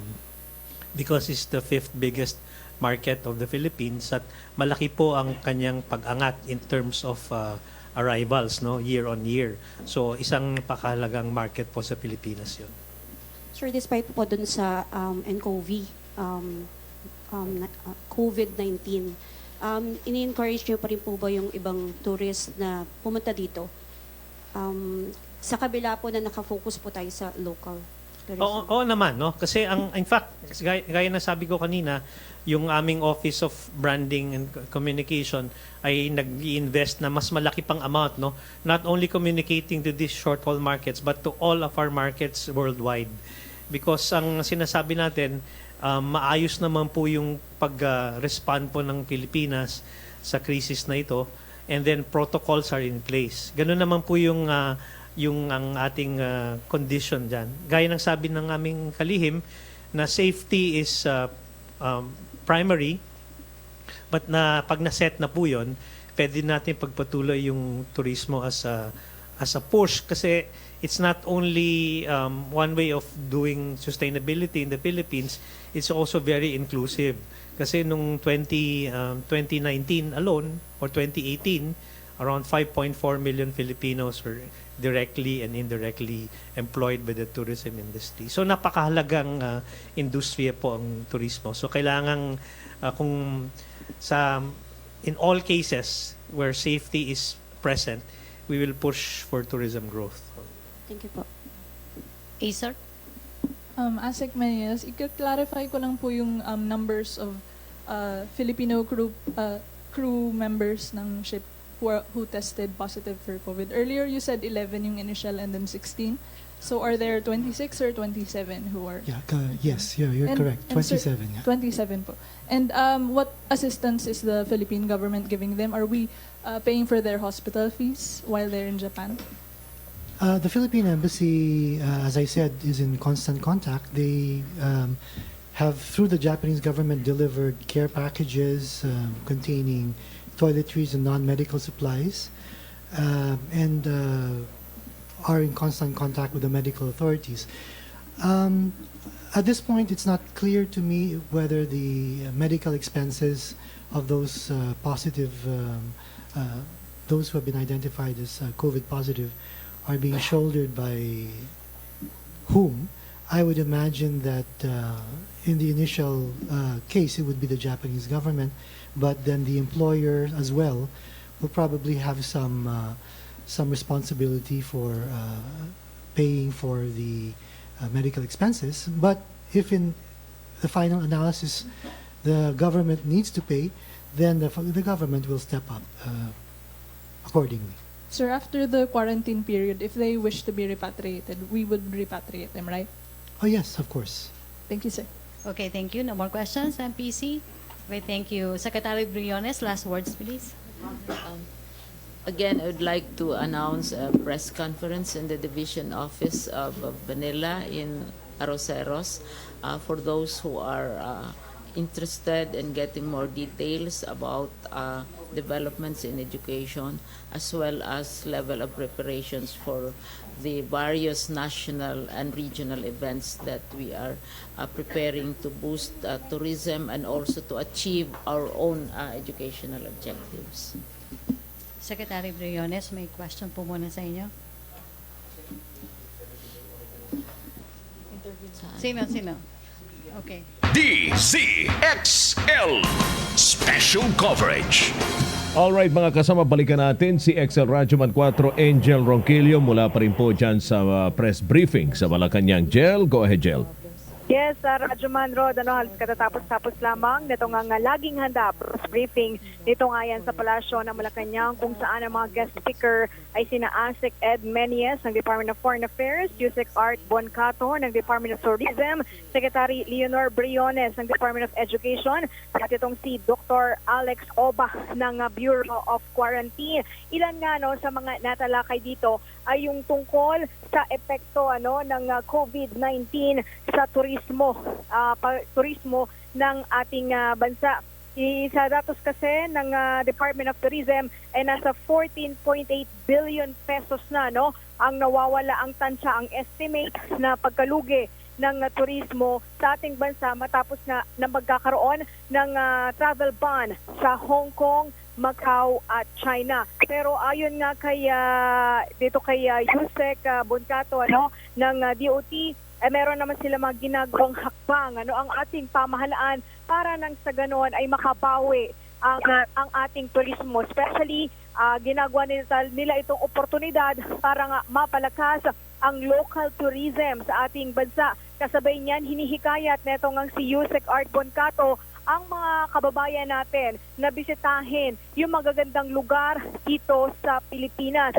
Actually, nagkaroon sila ng dialogue sa pagitan ng hotel owners, sa mga travel agencies, at sa iba-iba pa, nang sa ganon ay lumakas ang local tourism. Ilan nga dyan sa ginagawa nilang hakbang ay ang pagkakaroon ng mga seat sale o yung tapos nun ay meron pang value added. Ibig sabihin, hindi bababa yung presyo pero dadami yung mga kasama sa packages. Halimbawa sa inyong tour, sa inyong hotel, nang sa ganun ay makabawi naman yung ating tourism industry. Sa ilan pa sa mga napag-usapan ang posibleng pagpunta ni Pangulong Rodrigo Duterte sa ilang mga tourist spot sa ating bansa. At inanunso rin na posibleng lumangoy, mag-swimming ang ating Pangulo sa Boracay. Nang sa ganon, mahikayat pa ang mga turismo o mga turista na bisitahin ng bansa. Ito ay sa kabila na rin ng banta ng COVID-19. alright. Yan muna pinakuling balita mula dito sa Palasyo ng Malacanang, Radyoman 4, Angel Ronquillo, Tatak Ariman, DZXL 558. DZXL Special Coverage. Antabayan at mga kasama ang iba pang mga balita. Dito pa rin sa DZXL 558 Radyo Trabaho. Oras po natin, alas 11:50. That time check was brought to you by Joy. Purong patak, bisang katutak.